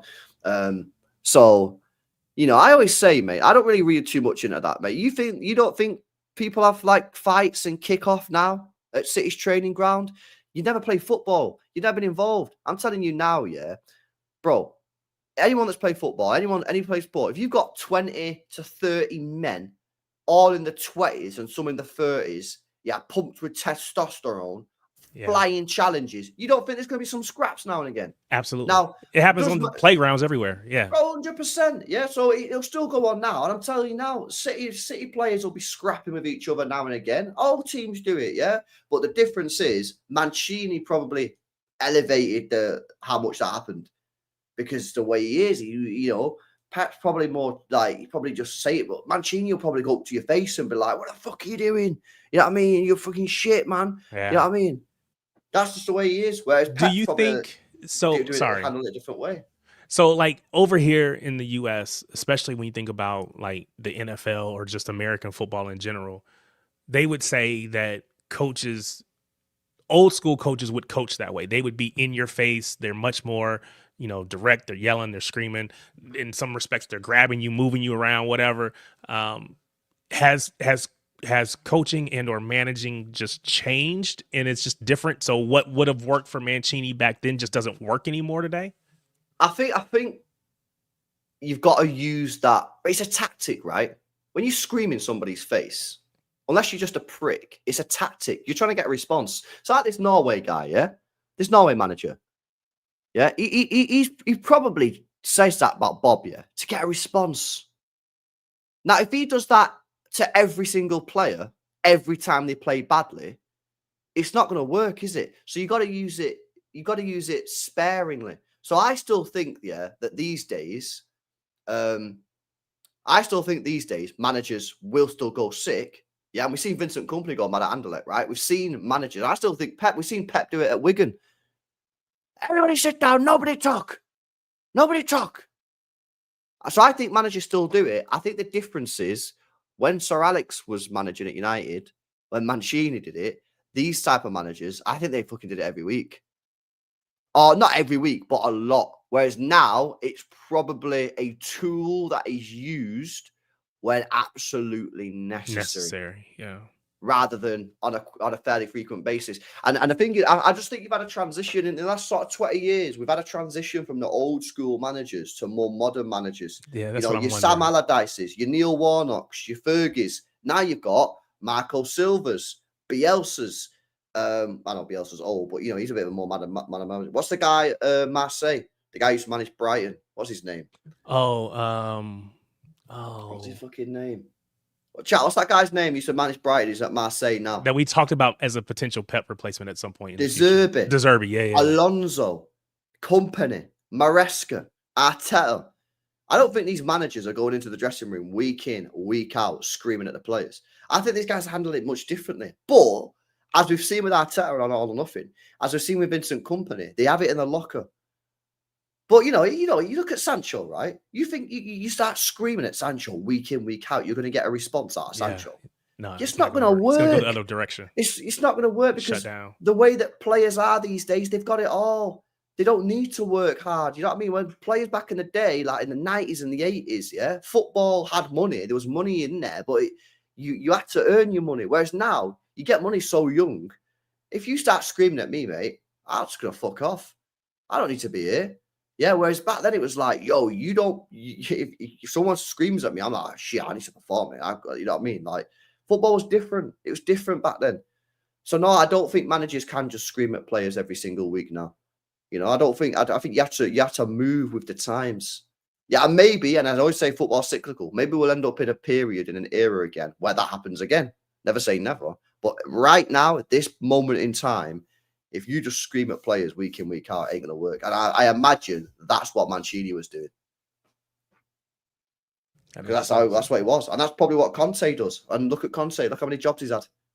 Well, yeah, that's why every 2 or 3 years he's got to move because it just falls apart. Same thing with People Mourinho get tired. lately. People don't want to be screamed at. Yeah. He goes into clubs where they've got good players that are massively underperforming. He goes in, he screams at everybody, he gets them up for it, he wins a couple trophies, and then the players get bored of being screamed at because they go, we've just won the league, why are you fucking screaming at me? And he's like, because I want to win again. He's like, don't scream at me. And then it turns toxic, and then he leaves. He got Spurs. You know, everyone says he did shit at Spurs. He was in top 4 with Spurs. Yeah, but he keeps on screaming at him. He keeps on screaming at him. And Spurs players are like, obviously, because Spurs getting top 4 is a good result for them. They were like, why the fuck is he screaming at him? And then probably all kicked off with him. And he's like, this is shit. You're all shit. And he did that interview, didn't he, after the Southampton game, where he was like, the players are shit. The manager, like the board's crap. Everyone's crap. Yeah, because like for him, that was awful. But that's why he goes from job to job. He does 2-3 years, and then he dips because players don't want to be shouted at. You know, sometimes you need a shouting at. You know, sometimes you need someone to say, fucking hell, Tariq, mate. What you just done at work today was dog shit, mate. And you go, you know what? Yeah, it is. Tomorrow I'm coming in with a fucking smash my workout, yeah. But if they do that week in, week out, day in, day out, day in, day out, day in for day out, at some point you're just going to go, oh, just fuck off, will you? Do you know what I mean? You don't respond to that. That's the way it is. Man management. And fair enough, you know what? And you got to learn about this. And you get Moyes, who tried to learn about management, and he read it on a book. He was reading a book about management, and then the players seen it and ripped him for it. So you can't win really as a manager, can you? Yeah, that's fair. Because they didn't. Once they saw it, it was like, oh, he just doesn't know what he's doing. He doesn't. They lost the belief in him because they don't feel like he believed in himself. So fair enough. Yeah, I was just interested to see what your thoughts were. What about I definitely want my manager though at some when needed to. I mean, you can't let, because again, you can't. You got to be a player, because I think players have a lot of power in sports in general, because they're making so much money. It's easier to get rid of a manager than it is to, 3-4 out of 10 players or 10 out of 11 players on your squad. So if someone's got to go, it's got to be the manager. But so I want them to be player managers. I think that's the only way you're going to be successful. But you also have to be able to hold people accountable. And I think what United, I think for the longest time, the players weren't able to be held accountable. They ran the show, and so again, Rashford, Sancho, whoever, at the end of the day, I'm going to be here when you're gone. So I don't have to perform. I don't have to listen to you. And before you know it, another manager is out the door, another manager's out the door. And these people continue to stay around. This is the first manager that's been able to get Rashford out of the club. Yeah. Maybe he ends up coming back. I don't know. But for the longest time, and again, not to say Rashford's the only issue, but just it's the symptom or the overall what's going on. These players are just like, I don't have to perform for you. Exactly. You'll be gone. Exactly. And that's player power for you. Yeah. I mean, I don't know if you've heard it, but there was a talk between Lampard. I think it was a podcast that Lampard and Terry did. And debate. I can't remember who it was now, the manager. It might be that Villas Boas. Was it Villas Boas who ended up at Chelsea? Chelsea after... Maria, and basically Terry basically said on the podcast, he might not have said it as bluntly as this, but we just got him sacked. Like, bro, we got the power. We've won all these trophies. We went to Roman and went, Roman, we don't like this manager. Sack him right now. And Roman was like, well, what can I do? I've got to sack him. Because if you're not going to play for him, you're not going to give it your all. Yeah, I still want to win trophies. I don't want the season to go down the pot. Like, I'm going to sack him. And they sacked him. Because the player have the power. And this is why when Pep leaves, you've got to get a manager that commands the respect of the players. This is why when people say to me, LB, would you take Iriola? And I say no. And they're like, why is he a good manager? I'm not saying he's not a good manager. It's not just about manager. It's not just about, is he good manager? It's about, does he command the respect? You've got to get buy-in. Yeah, I'm sorry to sound like a corporate shill. Yeah, but you've got to get buy-in from the players. When the manager walks in and says, right, lads, we're going to do this today. Right? Even if it sounds mad, the players have to go, yes. When Pep Guardiola come to Manchester City in his first year and told Zabaleta to invert into midfield, yeah, he needed the players to go, fucking that's a bit weird, but we're going to fucking do it, and we're going to learn it, and we're going to do it because it's Pep fucking Guardiola, yeah? Whereas if I would have walked in the dressing room and said, right, lads, LB, got me qualifications from UEFA last week, we're going to play this game, Zabaleta, what I want you to do this week is invert into midfield. Everyone will go, who the fuck is this guy? Yeah, exactly. Because I don't have buy-in, because they don't respect me. Yeah, so you've got to get someone. So you've got to get an Enrique, Flick. Company's different, right? Because Company doesn't have the CV of these players, but they played against him. They played against him, and he's a legend of the football club. And the players will know that if they do not perform and give their all, fans can smell it. If a player's not trying their hardest and giving everything, fans are not stupid. They'll know. Yeah, we know. We watch players sometimes and think, what the fuck? Yeah, like not trying hard enough or whatever. And with Vincent Kompany, yeah, the fans will won't accept it from the players. They'll be like, yo, you better fucking put it. You know what I'm saying? So Vinny will have the backing from the fans till the very end. And so the players will have to give it, the players will have to do that. And obviously he's doing well anyway. He might get the buy-in just due to the fact that he's doing well at Bayern Munich.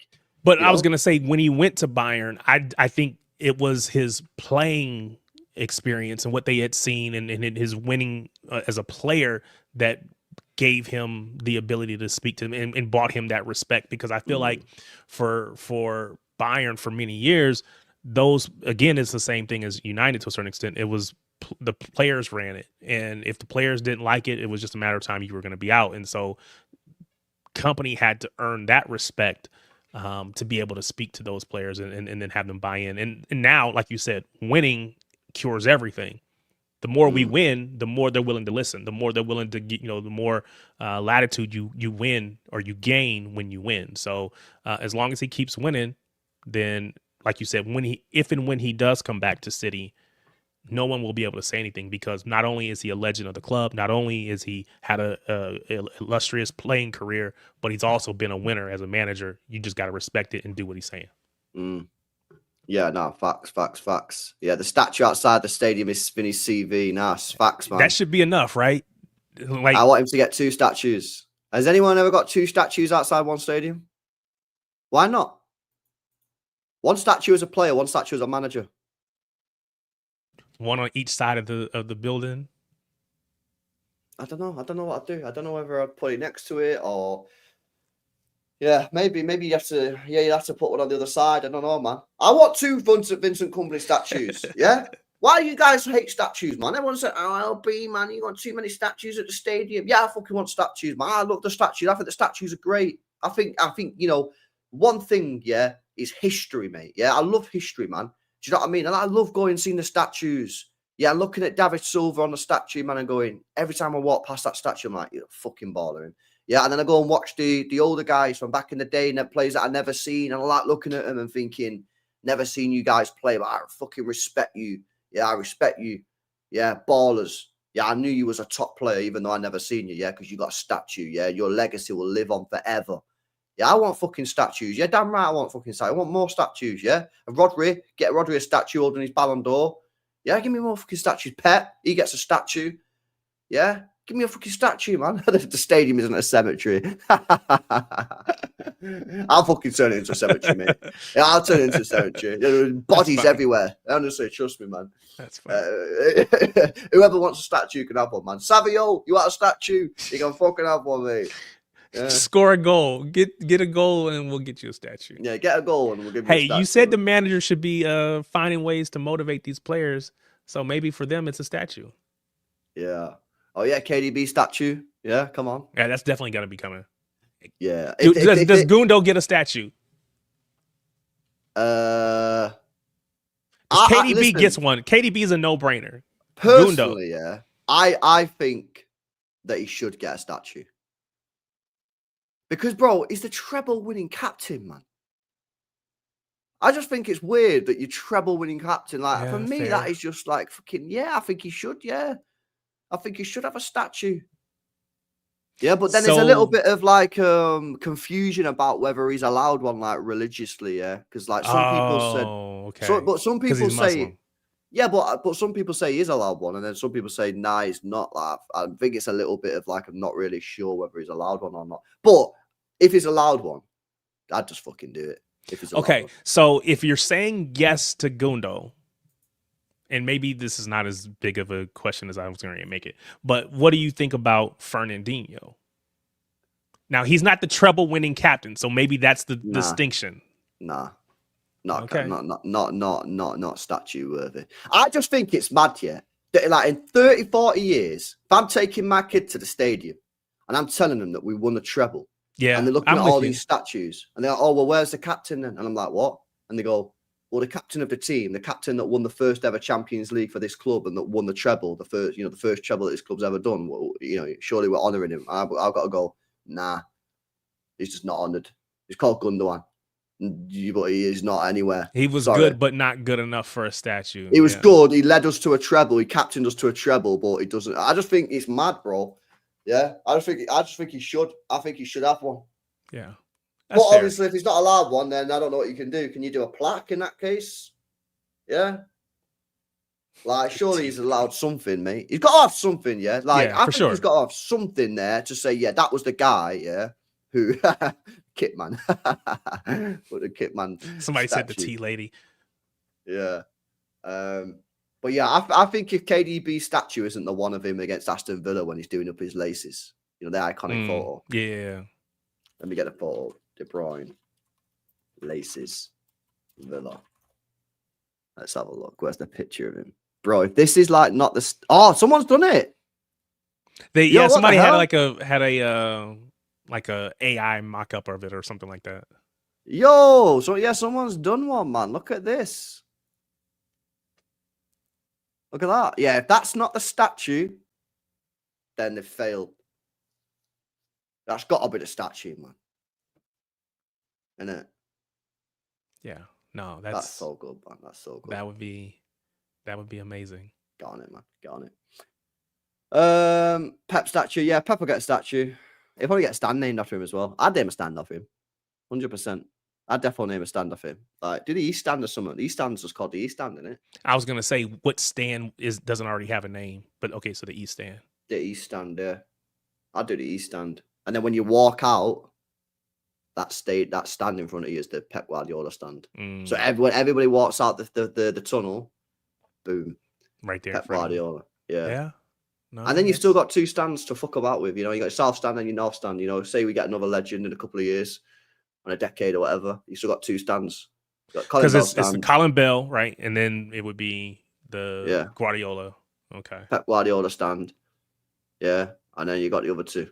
So yeah, they actually done that. I heard people saying that we're going to call the new stand the Aguero stand, but is that actually legit?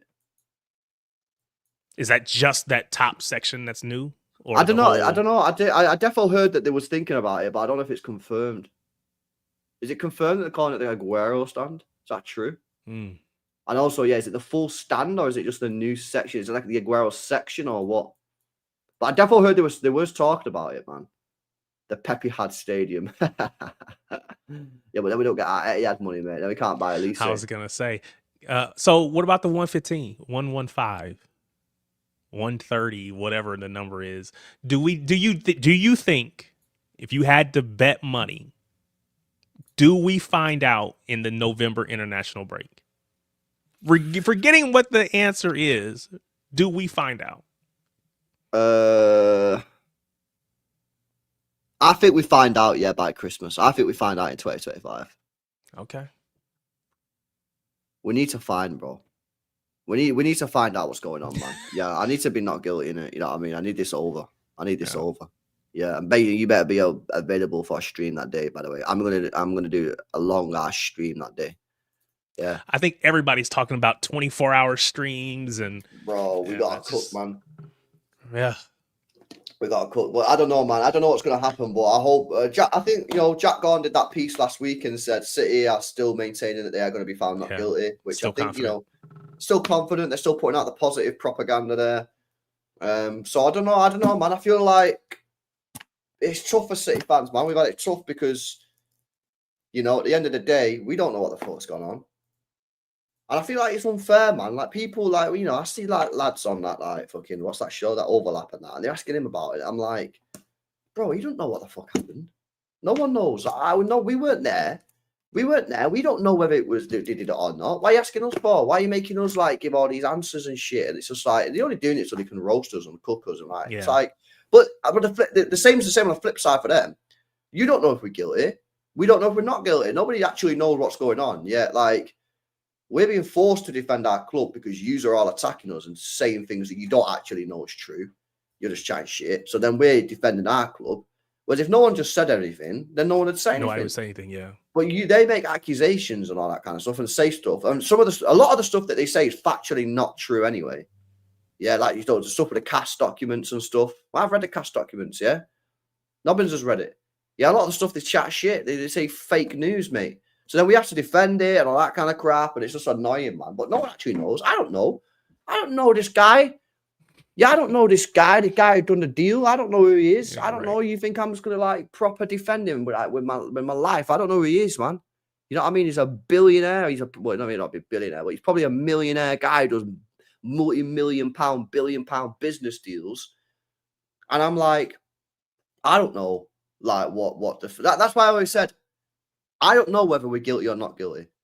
Do I think we'll get found not guilty or guilty? I think we'll get found not guilty because I feel like they aren't gonna be able to prove what they're accusing us of.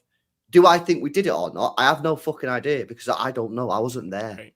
And the only people that know whether we did it or not are the people that did it or didn't do it. That's the truth. Yeah, and I also just think that, like, I'm not being funny here, but like they've got to basically say, yeah, that Sheikh Mansour committed fraud. And other people and other executives for other companies and whatever. So yeah, it's a lot to. It's not even a court. It's not even a real court. It's an arbitration hearing. Yeah. So obviously, like, yeah, it's legally binding and shit, but it's not like going to a legit court, like with a proper judge and like, you know, all that kind of. It's an arbitration. Are these 2 or 3 lawyers that are doing this arbitration really? I mean, can you imagine that, chat? You're a lawyer, yeah. So basically, these are just lawyers, judges, yeah, lawyers, and they're being employed by the Premier League to look at the case and come up with their opinion. Are you really going to say that this vice president or vice prime minister of the UAE, Abu Dhabi, has committed fraud? I fucking wouldn't. I'm going to tell you right now, I wouldn't. You're spineless. No, I ain't doing it, man. I am saying this is not the appropriate venue. And that's what Stefan says on TalkSport. And when he does his videos and that, he said it's not the appropriate venue for what they're saying. That when people say, oh, you didn't do this or you did that, like, it's serious. Some of these people, even though it's been going on for all these years, some people still don't realize just how serious these accusations are. They're saying we committed fraud. Fraud. Like, this should be done in a proper court, man, not in some fucking... Yeah, people are going to go to, or should be going to jail if this is legit. It's facts. Yeah, and you're not going to arrest Sheikh Mansour, innit? But the unfortunate part is people will use that to then say, oh, well, they were guilty, but no one had the guts to find them guilty or whatever. They got off on a technicality or they got off for some reason. And that's the unfortunate part, because as much as I want this to really put this conversation to bed forever, it won't. No, it won't. It'll never be over. Facts, it won't. It won't. But the only way they find us guilty, yeah, is if I think we're banged to rights. And I don't think we'll be banged to rights. Yeah, I think it'll be hard to say that. If we're banged to rights, UEFA would have banged us to rights, and they didn't.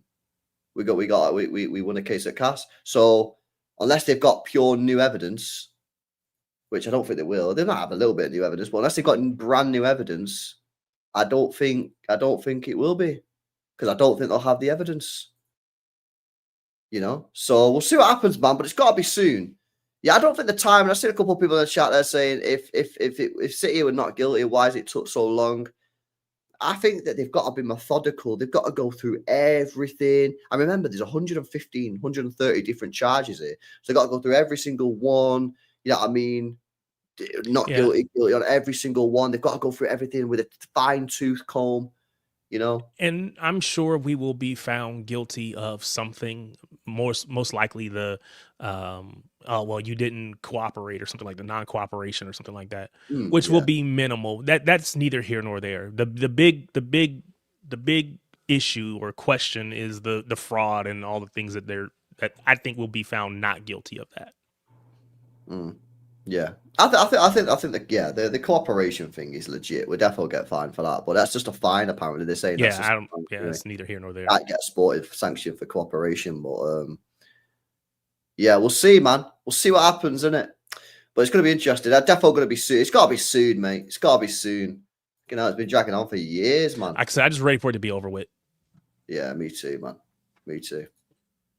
Sweet. All right, man. Listen, it's 25 to 1, man. So I'm going to I go was to gonna say bed, you innit? need to go to bed. Yeah. I need to even though go I'm eat, so it's pretty all tired. good. Yeah. All right, bro. I've got this new recipe, mate. Yeah. Oh my God. I'm obsessed about it again tonight. Yeah. So what did you make? Or what is this recipe? So it's peri loaded fries. So kind of like the restaurant. Nando's, yeah, but Nando's, better, yeah. fucking better, mate. Yeah. Okay. Basically what you do, yeah, you get some fries, yeah, cook them in the air fryer. Slow cook on a frying pan, some chicken breast, flatten it out, yeah, bash it with your meat basher. Yeah, the tent. Yeah, Yep. get some peri seasoned rub, cook it nice and slow on a pan. Yeah, take about 10 minutes, 4 minutes on one side, 4 minutes on the other. So cook it nice and slow, yeah. Then get your chicken off, yeah, let it rest. Cut it into really fine cubes, yeah. Put it into a bowl. Get your chips, get your chip or fries, yeah. Put some. You got red salt over there in America. That made its way over. Red salt, Maybe. like red salt, yeah. Get some red salt. Put it on the fries. Get the fries. Put it to chicken in the fries. Mix it up. Get some peronaise. You know peronaise from Nando's. Okay. Yeah, Yep. squirt some of that on, mix it up, put it in a dish, get your cheese. Yeah, I get mozzarella, sprinkle it over, put it under the grill, crisp up the cheese. Oh my God, trust me, it's the fucking nicest thing ever. And if you get some jalapenos, if you want a bit of spice, yeah, whack a bit of jalapenos in there and it's banging. Honestly, So you just thought of this on your own or you saw this somewhere? Shout out Chunky Chicken, yeah. I ordered it from Chunky Chicken, loaded fries. And I was like, I've had it a couple of times. It's well nice, right? I get it from there, takeaway sometimes. That's well nice. And then the other day I had it and I was like, yo, why am I ordering this, man? This is literally so easy to make. I could just make it myself. And I made it and I was like, oh my God, this is fucking well nice. It's just exactly the same. So you got to try it out, man. Yeah, honestly, jalapenos are too good, man. Yeah, I love jalapenos. I could eat them on their own, man. I'll be real with you. It's so good, man. Yeah, you got the pink Himalayan. You'll get the red one in a couple of years. The red one's nice. Okay. You going Dishoom tomorrow? Oh, Dishoom is unreal. Make sure you get the lamb chops, man. Make sure you get the lamb chops. They're naughty. They're actually jokes. But you need a cooking video. I mean, I've literally just told you what to do. But you just give it a step-by-step guide, bro. Hey, but you know what? If you make that video, then people can watch it forever. And then you get all these watch hours and likes and all this stuff. Yeah. Makes your money go up. Evergreen content. Get the bag. Evergreen content. Yeah, that's the one downside with football YouTube, is that like there's no evergreen content, man. Like no one's watching my review video from last week, innit? Yeah, that's fair. Like once my videos have gone up or live stream, that's just it. Don't watch it through. Like, so you got to get people to watch it in the moment. Yeah, that's fair. You kind of got to get, yeah, or like, it's just day or two after, yeah. You know what I mean? It's just like, day after day after day after day after day. You know what I mean? Like, not like these guys, Kieran, Karl, and that. Yeah, and FG. Yeah, they can just upload their videos and then they're chilling. Yeah, we're on the serious work rate, Briz. Yeah, but I don't know, man. Maybe I have to expand. This is why, actually, if I do become a travel vlogger at some point, yeah, if City do get relegated to League Two, yeah, I might have to expand my horizons and start doing the travel vlogging with you. So yeah. I did hear you talk about going to was it Algeria with you? Yeah, no, 100% gonna do that. 100%. I spoke to him about it offline. Okay. I'm gonna do it. I'm gonna go to Algeria with you. But I don't know when. But I did. That's a serious thing. I'm gonna spoke to him offline about it and say, yo, would you actually like? Do you want to do it? Like, you know what I mean, I'll try and get a sponsor for it, pay for the flights and the hotels and shit. We'll just go mooch about in Algeria, see what's cooking. He's like, yeah, definitely. And the flights are cheap anyway, so I'm gonna do it, man. 100%. Real quick, Miami Snoopy. We got to find a way to connect outside of this stream because we got a lot to talk about as far as our UM and the frustration from this past weekend. So what are you talking about? What's this called? So this is college American football. Bro, did I tell you the time I watched it? I watched a college football. What teams were you watching? Do you remember? It was a red and white one. Okay, fair enough. So it's probably it was probably like Alabama, probably. Yeah, bro, I was in the bedroom, yeah, and I think I was coming off a night out, right? And I was like pretty steam, and I probably ordered a fucking loaded fries, yeah. And I put the YouTube on, and for some reason, I'm not subscribed to this channel yet. For some reason, it was like, yo, American football, college football, live. So I was like, oh, fucking have a little bit of this. Put it on, bro. Bro, the fans are mad. It is the closest thing that we have to the atmosphere and all that. It's the closest thing we have to football. You know, the way that you all feel about the Premier League, the tribal nature of it, all of that. That is how we feel about, I'll say, college sports in general, but specifically college football. So like Rajiv talking about Ohio State versus Michigan, that's a big rivalry. As a matter of fact, I'm a University of Miami fan. I hate Ohio State. So again, you got to go to bed, right? But they stole a national championship from us back in 2003, and I still have not let it go. We won the game 8 seconds or about 8 seconds after the whistle was done. The referee throws a flag to give them another play. Or to take, yeah. And they scored. Yeah, so they ended up winning after effectively the game was over with. So got robbed. Yes, and it was 2003, but I still, because of that, I refused. I hate Ohio 2003. State. Don't hold a grudge, bro. Yeah, I do, but I do. And I can't help it. But Miami Snoopy is a UM fan as well. So we connect in your chat a lot of times when you're going. So just find a way to connect with me, and then we'll talk more. Yeah, man. I did not go to school when The Rock was there. I was there in '95, so The Rock was already gone. You know the wrestler The Rock? Yeah, bro. I was just gonna say, have you seen how much muscle he's lost? He's probably trimmed down, isn't it? He's lost all the muscle, man. But he played college football at University of Miami, so. Did it? I bet he was fucking good, wasn't he? He wasn't really that good, to be honest with you. He was okay. He was okay. Let me not. He was okay. He's a tall guy and he's a big lad. Yeah, he's lost he's probably fucking come off the juice, man. You know what I mean? Like, he was juicing heavy. You would think, but I mean, again, I don't want to put that out there, but possibly, probably. Yeah, I think he's a lot of wrestlers were. Yeah, man. Oh, they're all on it, man. You know what I mean? A lot of people on it. I mean, all these companies are promoting it now. TRT and that. A lot of everyone will be on TRT before you know it, man. Testosterone. Yeah, it's mad. Anyways, yeah, I'm gonna get out of here, man. Shout out to Tarek, man. Make sure you guys are subbing up to the channel. Shout out, man. Yeah. So, I stream with my show bros on a channel called Shades of Blue. Shades of Blue NW at Shades of Blue NW is the at. We've been talking city for the last basically 3 years. Somebody's asking about Raising Cane's. It's a chicken restaurant. It's like Chick-fil-A, but not even as good, to be honest with you. Chick-fil-A is definitely much better. But definitely hit us up, Shades of Blue. We are really trying to get we continue to try to put out really good content. My show bro Crunk is out there all the time. Every week he's dropping new stuff. So there's plenty of things for people if you're a City fan. We've kind of expanded, so there's other shows that are on the channel that aren't necessarily City related. So you'll find Arsenal talk, you'll find women's football talk. All of it is out there. So if you're looking for some place to go and some place to some content to watch, we would love to have you go over there, take a listen. Do me a favor, hit that like button, hit that subscribe button. We much appreciate it, and we'll go from there. Yeah, appreciate you letting me do that. Nah, man, every time, man. Make sure you guys subbing up in it. Now, big up Steve Lewis in the chat as well. He's saying, "What are you doing up at this point, man? Go to bed." Steve, does he work like late night? Because he's always up late too. I know. Steve's a weird guy, bro. You know, one minute is working at like 2 o'clock. Then he's at the gym at like 3 o'clock. This is AM chat, yeah. Then he's like at his mate's house drinking vodka and cokes at 4 o'clock. I can't fucking keep up with him, bro. I don't know.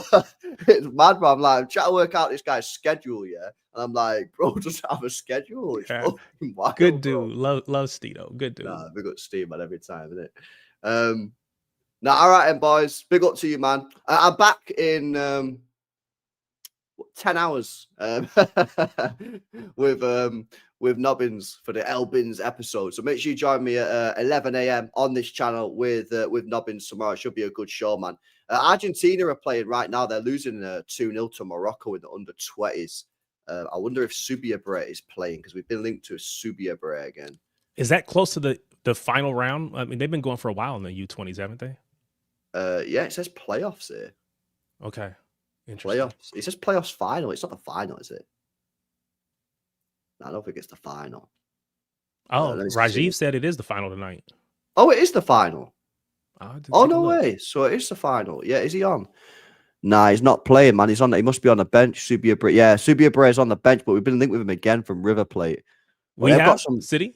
Yeah, we've been linked with him. Yeah, we've been linked with him. Chelsea have been linked with him again. Liverpool have been linked with him. But yeah, honestly, chat. If you've got time, I mean, obviously, if you're in the States, you're probably all right to watch it. But go check it out, man. They've got that Maher Carrizio's playing. We've actually been heavily linked with him as well. That right winger / left winger, number 7. We've been linked with him. So if you're going to watch that, so it's live now on FIFA's YouTube channel.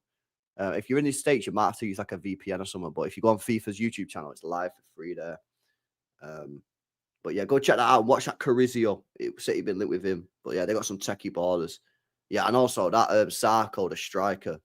I just keep saying this, but Danny told me about him. And the guy's mint. He plays for Leverkusen. Very good player, man. Very good player. Sweet. All right, and man, big up to everybody. Smash the likes. Make sure you guys subscribe to the channel as well if you're new. And I'll see you tomorrow, 11 a.m. Peace out.